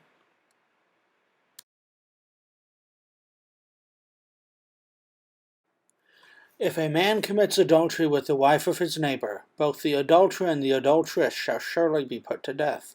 If a man lies with his father's wife, he has uncovered his father's nakedness. Both of them shall surely be put to death. Their blood is upon them. If a man lies with his daughter-in-law, both of them shall surely be put to death. They have committed perversion, their blood is upon them. If a man lies with a male as with a woman, both of them have committed an abomination. They shall surely be put to death. Their blood is upon them. If a man takes a woman and her mother also, it is depravity.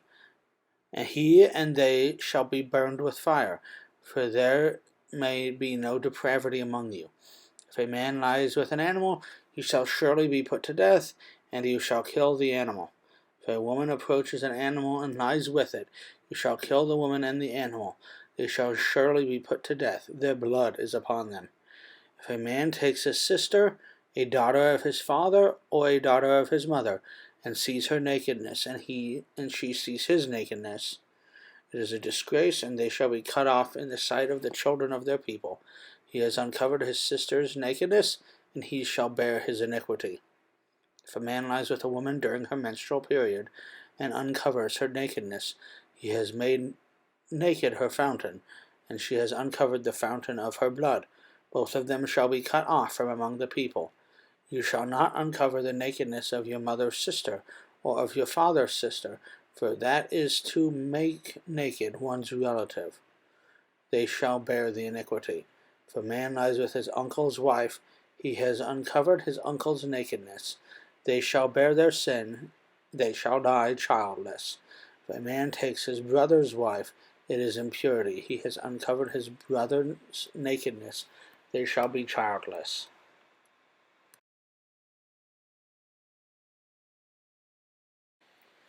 You shall therefore keep all my statutes and all my rules, and do them, that the land where I am bringing you to may not vomit you out. And you shall not walk in the customs of the nation that I am driving out before you. For they did all these things, and therefore I detested them. But I have said to you, you shall inherit their land, and I will give it to you to possess, a land flowing with milk and honey. I am the Lord your God, who has separated you from the peoples. You shall therefore separate the clean beast from the unclean, and the unclean bird from the clean. You shall not make yourselves detestable by beast or by bird or by anything with which the ground crawls, which I have set apart for you to hold unclean. You shall be holy to me, for I, the Lord, am holy, and have separated you from the peoples, that you should be mine. A man or a woman who is a medium or a necromancer shall surely be put to death. They shall be stoned with stones, their blood shall be upon them.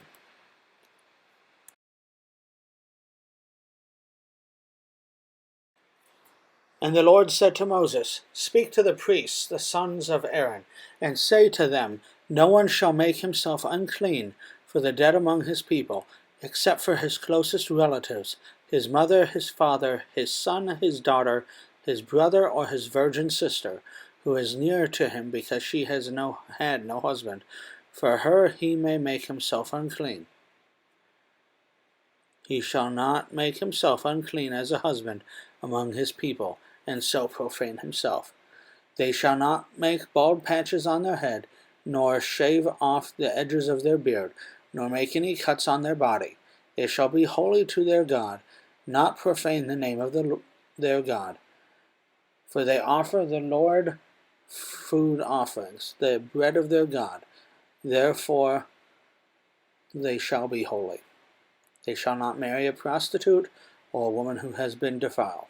Neither shall they marry a woman divorced from her husband, for the priest is holy to his God. You shall sanctify him, for he offers the bread of your God. He shall be holy to you, for I, the Lord, who sanctify you, am holy. And the daughter of any priest, if she profanes herself by whoring, profanes her father, she shall be burned with fire. The priest who is chief among his brothers, on whose head is anointing oil, is poured, and who has been consecrated to wear the garments, shall not let the hair of his head hang loose, nor tear his clothes. He shall not go in to any dead bodies, nor make himself unclean, even for his father or his mother. He shall not go out of the sanctuary, lest he profane the sanctuary of his God. For the consecration of the anointing oil of his God is on him. I am the Lord.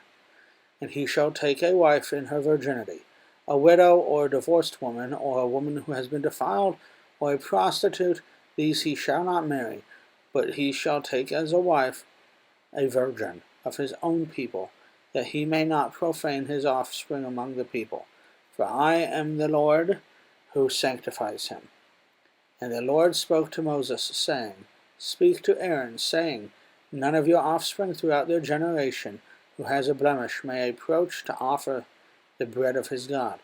For no one who has a blemish shall draw near, a man blind or lame, or one who has mutilated face, or a limb too long, or a man who has an injured foot or an injured hand, or a hunchback, or a dwarf, or a man who has a defect in his sight, or an itching disease, or scabs, or crushed testicles. No man of the offspring of Aaron, the priest, who has a blemish shall come near to offer the Lord's food offerings. Since he has a blemish, he shall not come near to offer the bread of his God. He may eat of the bread of his God, both of the most holy and of the holy things, but he shall not go through the veil or approach the altar, because he has a blemish, that he may not profane my sanctuaries. For I am the Lord who sanctifies them. So Moses spoke to Aaron and to his sons and to all the people of Israel. And the Lord spoke to Moses, saying, Speak to Aaron and his sons, so that they abstain from the holy things of the people of Israel, which they dedicate to me, so that they do not profane my holy name. I am the Lord. Say to them, If any one of your offspring throughout your generations approaches the holy things that the people of Israel dedicate to the Lord, while he has an uncleanness, that person shall be cut off from my presence. I am the Lord. None of the offspring of Aaron who has a leprous disease or a discharge may eat of the holy things, until he is clean. Whoever touches anything that is unclean through contact with the dead, or a man who has an emission of semen, and whoever touches a swarming thing by which he may be made unclean, or a person from whom he may take uncleanness, whatever his uncleanness may be, the person who touches such a thing shall be unclean until the evening, and shall not eat of the holy things, unless he has bathed his body in water. When the sun goes down, he shall be clean, and afterward he may eat of these holy things, because they are his food. He shall not eat what dies of itself or is torn by beasts, and so make himself unclean by it. I am the Lord. They shall therefore keep my charge, lest they bear sin for it, and die thereby when they profane it. I am the Lord who sanctifies them. A layperson shall not eat of a holy thing, nor a foreign guest of the priest or hired worker shall eat of a holy thing. But if a priest buys a slave as his property for money, the slave may eat of it, and anyone born in his house may eat of his food. If a priest's daughter marries a layman, she shall not eat of the contribution of the holy things. But if a priest's daughter is widowed or divorced and has no child, and returns to her father's house, as in her youth, she may eat of her father's food, yet no lay person shall eat of it. And if anyone eats of a holy thing unintentionally, he shall add a fifth of its value to it, and give the holy thing to the priest. They shall not profane the holy things of the people of Israel. which they contribute to the Lord, and so cause them to bear iniquity and guilt by eating their holy things. For I am the Lord who sanctifies them.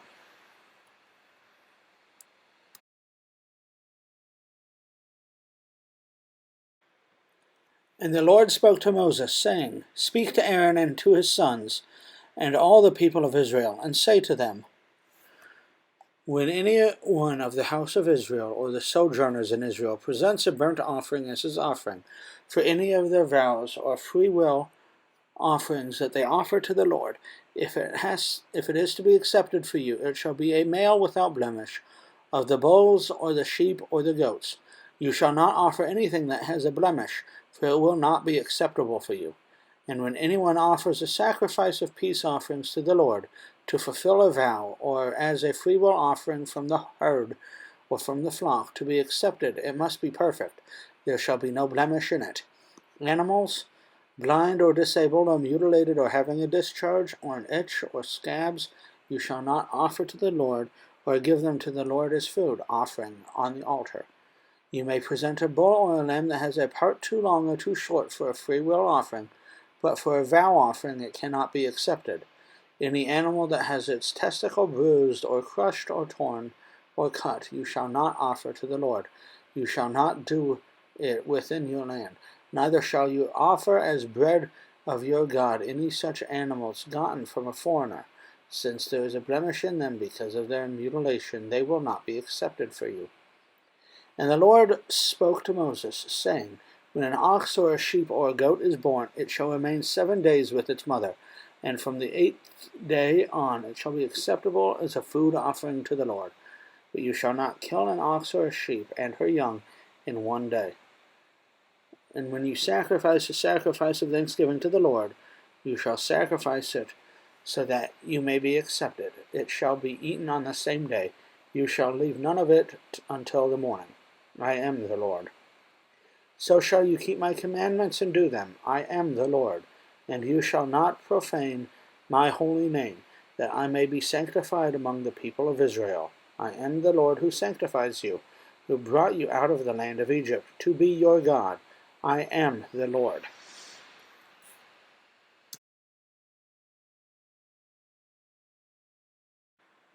The Lord spoke to Moses, saying, Speak to the people of Israel, and say to them, These are the appointed feasts of the Lord, that you shall proclaim as holy convocations.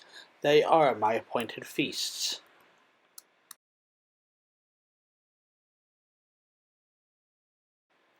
6 days shall work be done, but on the 7th day is a Sabbath of solemn rest, a holy convocation. You shall do no work. It is a Sabbath day to the Lord in all your dwelling places.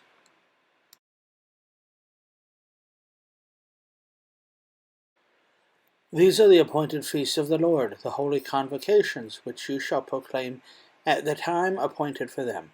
In the 1st month, on the 14th day of the month at twilight, it is the Lord's Passover. And on the 15th day of the same month is the feast of unleavened bread to the Lord. For 7 days you shall eat unleavened bread. On the 1st day you shall have a holy convocation.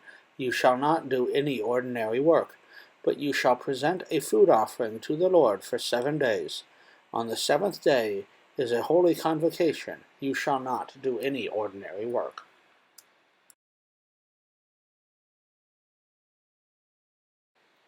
And the Lord spoke to Moses, saying, Speak to the people of Israel, and say to them, When you come into the land that I give you, and reap its harvest, you shall bring the sheaf of the firstfruits of your harvest to the priest, and he shall wave the sheaf before the Lord, so that you may be accepted. On this day, after the Sabbath, the priest shall wave it. And on the day when you wave the sheaf, you shall offer a male lamb, a year old, without blemish, as a burnt offering to the Lord. And the grain offering with it shall be 2/10 of an ephah, of fine flour mixed with oil, and a food offering to the Lord with a pleasing aroma. And the drink offering with it shall be of wine, 1/4 of a hin. And you shall eat neither bread nor grain, parched or fresh, until this same day, until you have brought the offering of your God. It is a statute forever throughout your generations in all your dwellings.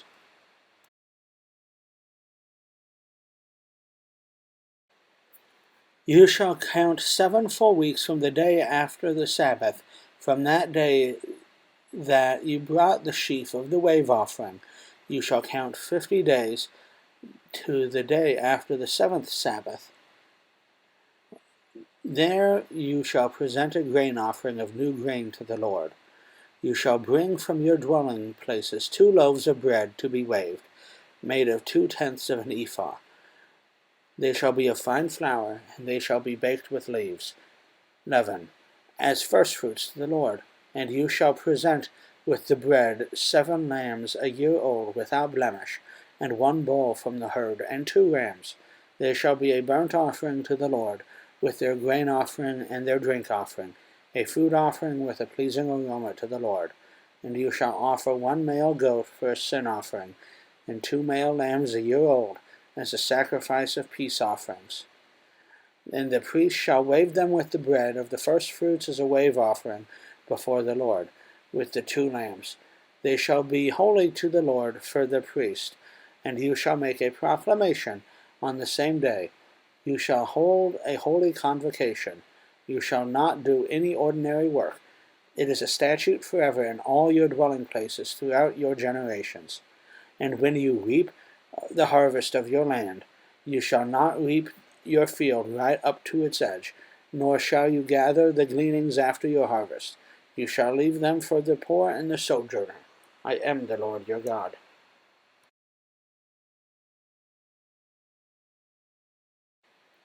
And the Lord spoke to Moses, saying, Speak to the people of Israel, saying, In the 7th month, on the 1st day of the month, you shall observe a solemn day of rest, a memorial proclaimed with blasts of trumpets, a holy convocation.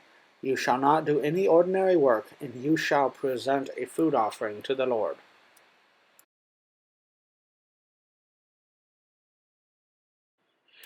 And the Lord spoke to Moses, saying, Now on the 10th day of this 7th month is the day of atonement. It shall be for you a time of holy convocation, and you shall afflict yourselves and present a food offering to the Lord. And you shall not do any work on that very day, for it is a day of atonement, to make atonement for you before the Lord your God. For whoever is not afflicted on that very day shall be cut off from his people. And whoever does any work on that very day, that person I will destroy from among his people. You shall not do any work. It is a statute forever through your generations in all your dwelling places.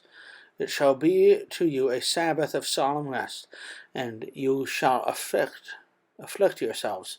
On the 9th day of the month, beginning at the evening, from evening to evening, you shall keep your Sabbath.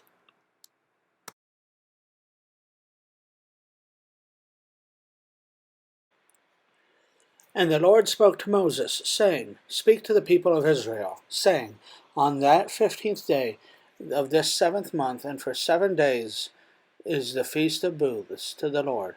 On the 1st day it shall be a holy convocation. You shall not do any ordinary work. For 7 days you shall present food offerings to the Lord. On the 8th day you shall hold a holy convocation and present a food offering to the Lord. It is a solemn assembly. You shall not do any ordinary work. These are the appointed feasts of the Lord, which you shall proclaim as times of holy convocation, for presenting to the Lord food offerings, burnt offerings, and grain offerings, sacrifices and drink offerings, each on its proper day, besides the Lord's Sabbaths, and besides your gifts, and besides all your vow offerings, and besides all your freewill offerings, which you give to the Lord.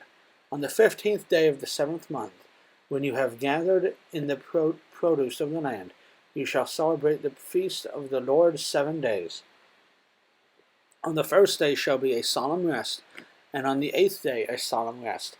And you shall take on the 1st day the fruit of splendid trees, branches of palm trees, and boughs of leafy trees, and willows of the brook, and you shall rejoice before the Lord your God 7 days.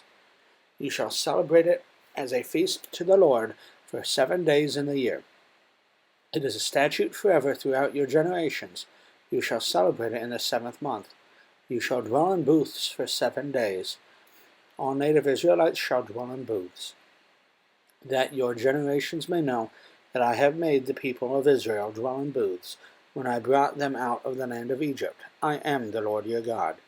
Thus Moses declared to the people of Israel the appointed feasts of the Lord.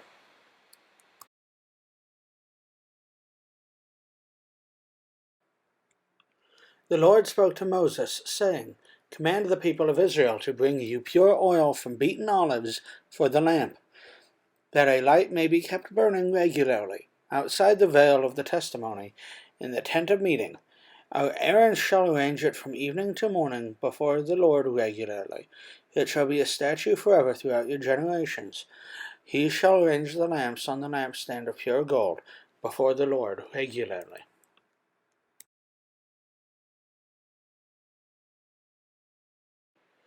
You shall take fine flour and bake 12 loaves from it. 2/10 of an ephah shall be in each loaf. And you shall set them in 2 piles, 6 in a pile, on the table of pure gold before the Lord. And you shall put pure frankincense on each pile, that it may go with the bread as a memorial portion, as a food offering to the Lord. Every Sabbath day Aaron shall arrange it before the Lord regularly. It is from the people of Israel as a covenant forever. And it shall be for Aaron and his sons, and they shall eat it in a holy place, since it is for him a most holy portion out of the Lord's food offering, a perpetual due.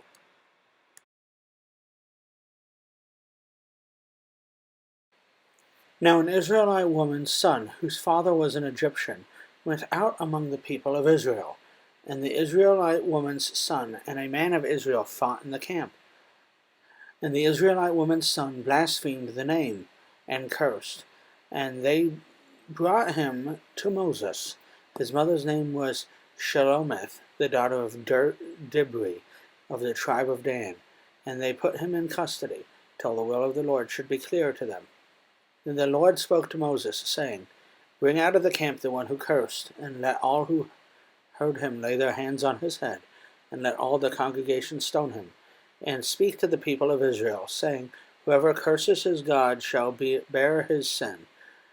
Whoever blasphemes the name of the Lord shall surely be put to death. All the congregation shall stone him, their sojourner as well as the native, when he blasphemes the name, shall be put to death.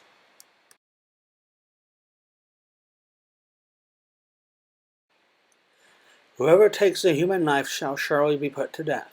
Whoever takes an animal's life must make it good, life for life. If anyone injures his neighbor, as he has done, it shall be done to him. Fracture for fracture, eye for eye, tooth for tooth. Whatever injury he has given a person shall be given to him. Whoever kills an animal shall make it good, and whoever kills a person shall be put to death. You shall have the same rule for the sojourner and for the native, for I am the Lord your God. So Moses spoke to the people of Israel, and they brought out of the camp the one who had cursed, and stoned him with stones. Thus the people of Israel did as the Lord commanded Moses.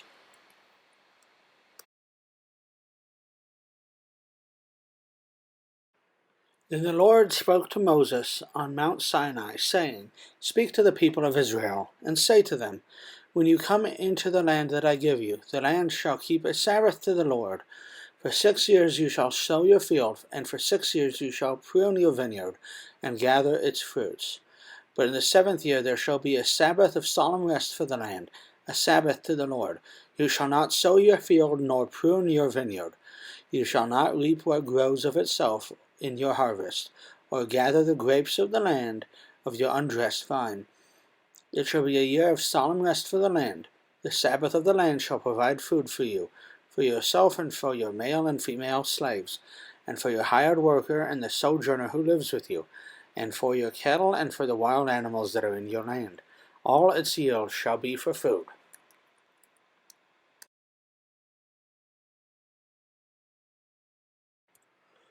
You shall count 7 weeks of years, 7 times 7 years, so that the time of the 7 weeks of years shall give you 49 years.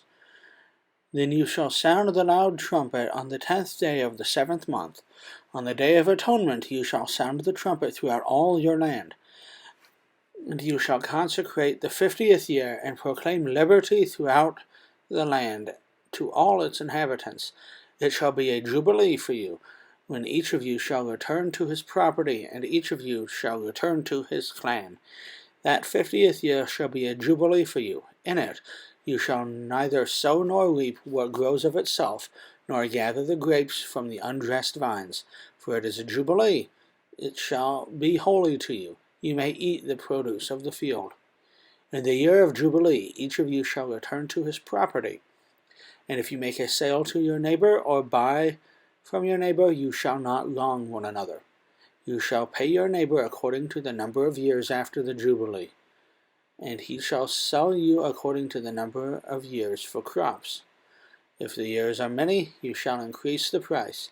If the years are few, you shall reduce the price, for it is the number of crops that he is selling you. You shall not wrong one another, but you shall fear the Lord your God, for I am the Lord your God. Therefore you shall do my statutes and keep my rules and perform them, and then you will dwell in the land securely. The land will yield its fruit, and you will eat your fill, and dwell in it securely. And if you say, what shall we eat in the 7th year, if we may not sow or gather our crop? I will command my blessing on you in the 6th year, so that it will produce a crop sufficient for 3 years. When you sow in the 8th year, you will be eating some of the old crop. You shall eat the old until the 9th year, when its crop arrives.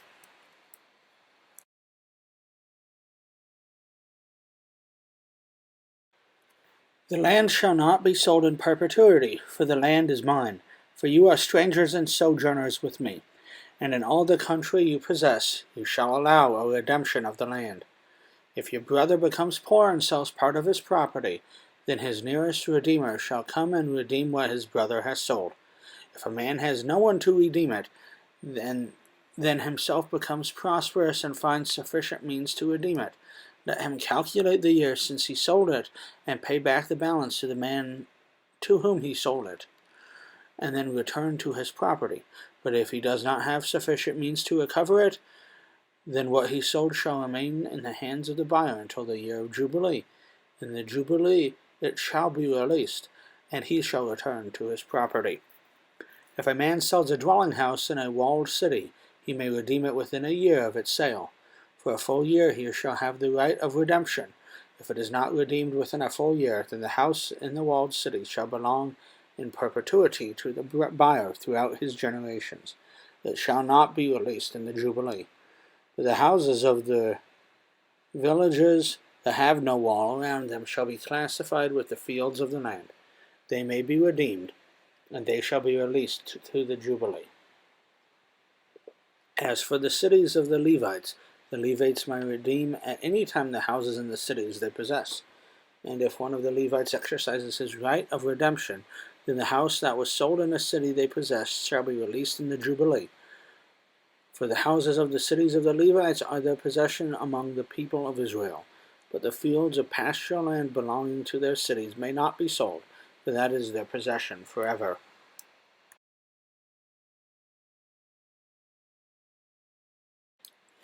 If your brother becomes poor and cannot maintain himself with you, you shall support him as though he were a stranger and a sojourner, and he shall live with you. Take no interest from him or profit, but fear your God, that your brother may live beside you.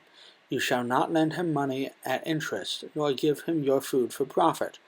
I am the Lord your God, who brought you out of the land of Egypt to give you the land of Canaan, and to be your God. If your brother becomes poor beside you and sells himself to you, you shall not make him serve as a slave. He shall be with you as a hired worker and a sojourner. He shall serve with you until the year of Jubilee. Then he shall go out from you, he and his children with him, and go back to his own clan and return to the possession of his fathers. But for they are my servants, whom I brought out of the land of Egypt. They shall not be sold as slaves. You shall not rule over them ruthlessly, but you shall fear your God. As for your male and female slaves, whom you may have, you may buy male and female slaves from among the nations that are around you.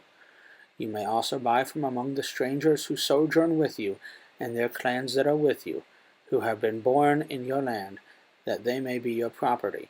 You may bequeath them to your sons after you inherit a possession forever. You may make slaves of them, but over your brothers, the people of Israel, you shall not rule one over another ruthlessly.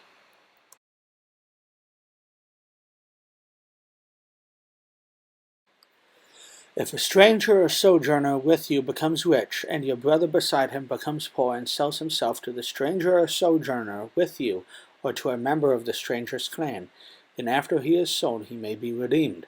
One of his brothers may redeem him, or his uncle or his cousin may redeem him, or a close relative from his clan may redeem him. Or if he grows rich he may redeem himself. He shall calculate with his buyer from the year when he sold himself until the year of Jubilee, and the price of his sale shall vary with the number of years. The time he was with his owner shall be rated at the time of a hired worker. If there are still many years left, he shall pay proportionately for his redemption some of his sale price. If there remain but a few years until the Jubilee, he shall calculate the pay for his redemption in proportion to his years of service. He shall treat him as a worker hired year by year. He shall not rule ruthlessly over him in your sight. And if he is not redeemed by these means, then he and his children with him shall be released in the year of Jubilee. For it is to me that the people of Israel are servants. They are my servants, whom I brought out of the land of Egypt. I am the Lord your God.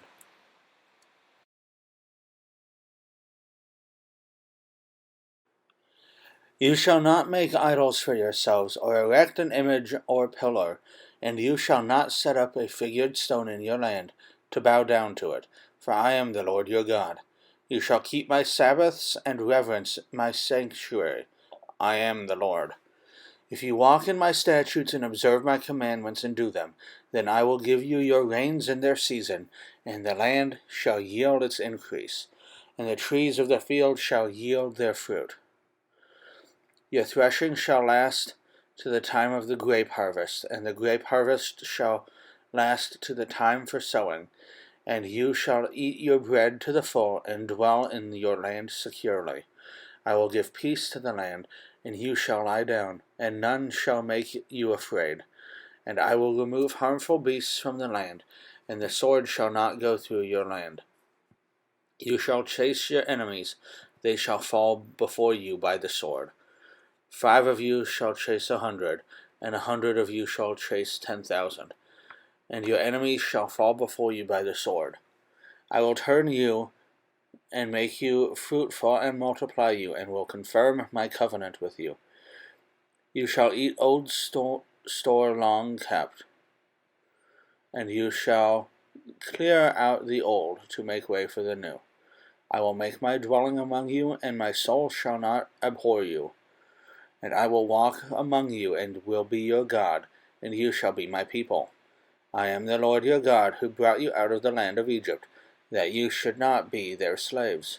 And I have broken the bars of your yoke, and make you walk erect.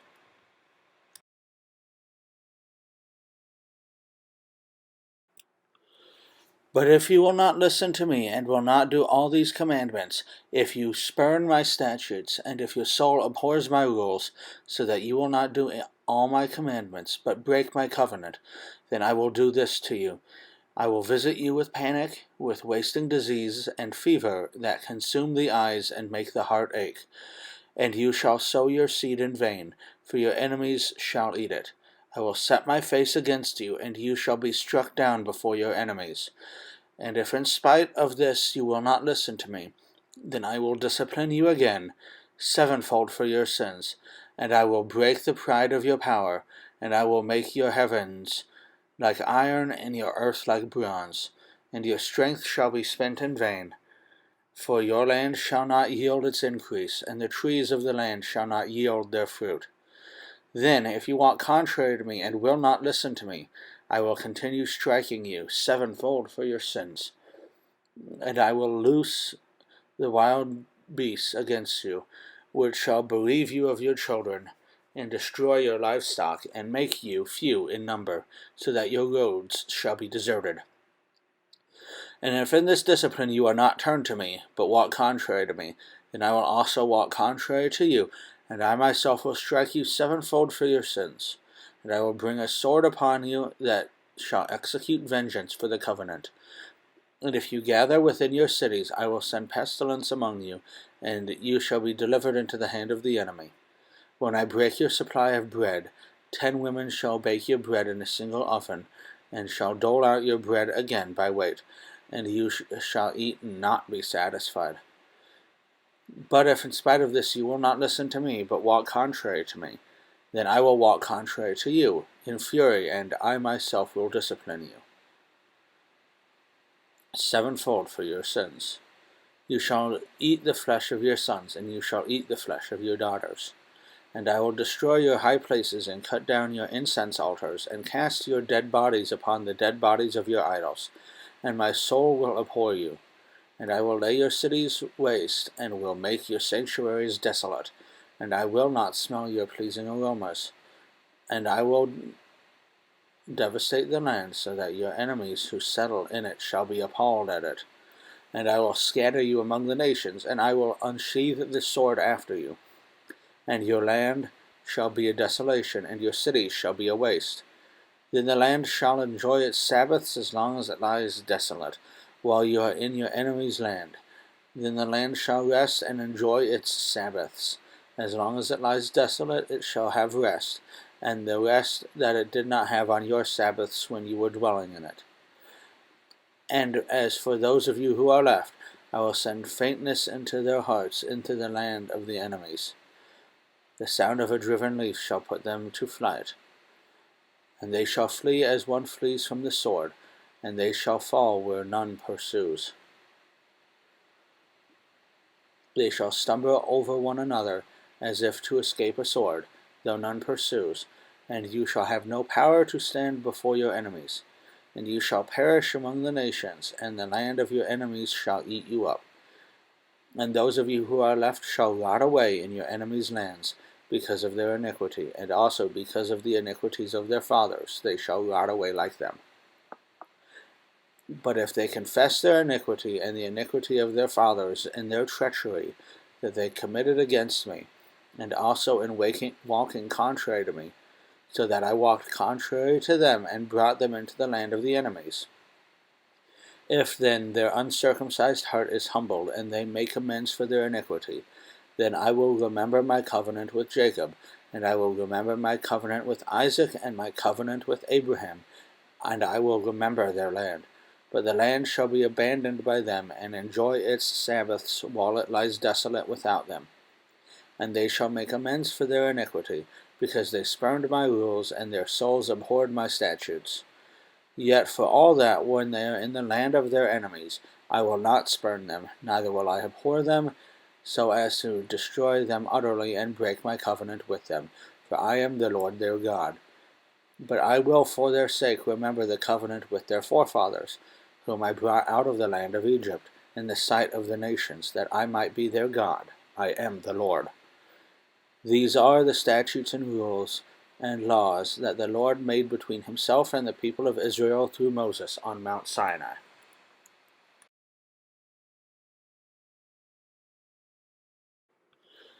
The Lord spoke to Moses, saying, Speak to the people of Israel, and say to them, If anyone makes a special vow to the Lord, involving the valuation of persons, then the valuation of a male from 20 years old up to 60 years shall be 50 shekels of silver, according to the shekel of the sanctuary.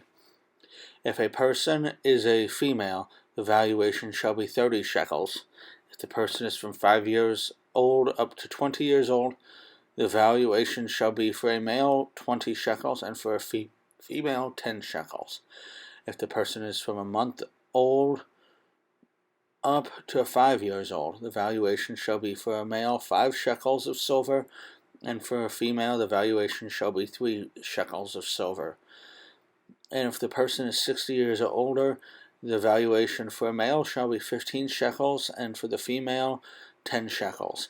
And if someone is too poor to pay the valuation, then he shall be made to stand before the priest, and the priest shall value him. The priest shall value him according to what the valuer can afford. If the vow is an animal that may be offered as an offering to the Lord, all of it that he gives to the Lord is holy. He shall not exchange it or make a substitute for it, good for bad or bad for good. And if he does in fact substitute one animal for another, then both it and the substitute shall be holy. And if it is any unclean animal that may not be offered as an offering to the Lord, then he shall stand before the animal before the priest, and the priest shall value it as either good or bad. And as the priest values it, shall it be. But if he wishes to redeem it, he shall add a fifth to the valuation. When a man dedicates his house as a holy gift to the Lord, the priest shall value it either good or bad. As the priest values it, so shall it stand. And if the donor wishes to redeem his house, he shall add a fifth to the valuation price, and it shall be his. If a man dedicates the Lord part of the land that is in his possession, then the valuation shall be in proportion to its seed. A homer of barley shall be valued at 50 shekels of silver. And if he dedicates his field from the year of Jubilee, the valuation shall stand. But if he dedicates his field after the Jubilee, then the priest shall calculate the price according to the years that remain until the year of Jubilee, as a deduction shall be made from the valuation. And if he who dedicates the field wishes to redeem it, then he shall add a fifth to its valuation price, and it shall remain his. But if he does not wish to redeem the field, or if he has sold the field to another man, it shall not be redeemed any more. But if the field, when it is released to the Jubilee, shall be a holy gift to the Lord, like a field that has been devoted, the priest shall be in possession of it. If he dedicates to the Lord a field that he has bought, which is not part of his possession, then the priest shall calculate the amount of the valuation for it up to the year of Jubilee. And the man shall give the valuation on that day as a holy gift to the Lord. In the year of Jubilee, the field shall return to him from whom it was bought, to whom the land belongs as possession. Every valuation shall be according to the shekel of the sanctuary. 20 gerahs shall make a shekel. But a firstborn of animals, which as a firstborn belongs to the Lord, no man may dedicate, whether ox or sheep. It is the Lord's. And if it is an unclean animal, then he shall buy it back at the valuation, and add a fifth to it. Or, if it is not redeemed, it shall be sold at the valuation. But no devoted thing that a man devotes to the Lord, of anything he has, whether man or beast, or of his inherited field, shall be sold or redeemed. Every devoted thing is most holy to the Lord. No one devoted, who is to be devoted for destruction from mankind, shall be ransomed. He shall surely be put to death. Every tithe of land, whether of the seed of the land or of the fruit of the trees, is the Lord's. It is holy to the Lord. If a man wishes to redeem some of his tithe, he shall add a fifth to it. And every tithe of the herds and flocks, every 10th animal of all that pass under the herdsman's staff, shall be holy to the Lord. One shall not differentiate between good or bad, neither shall he make a substitute for it. And if he does substitute for it, then both it and the substitute shall be holy.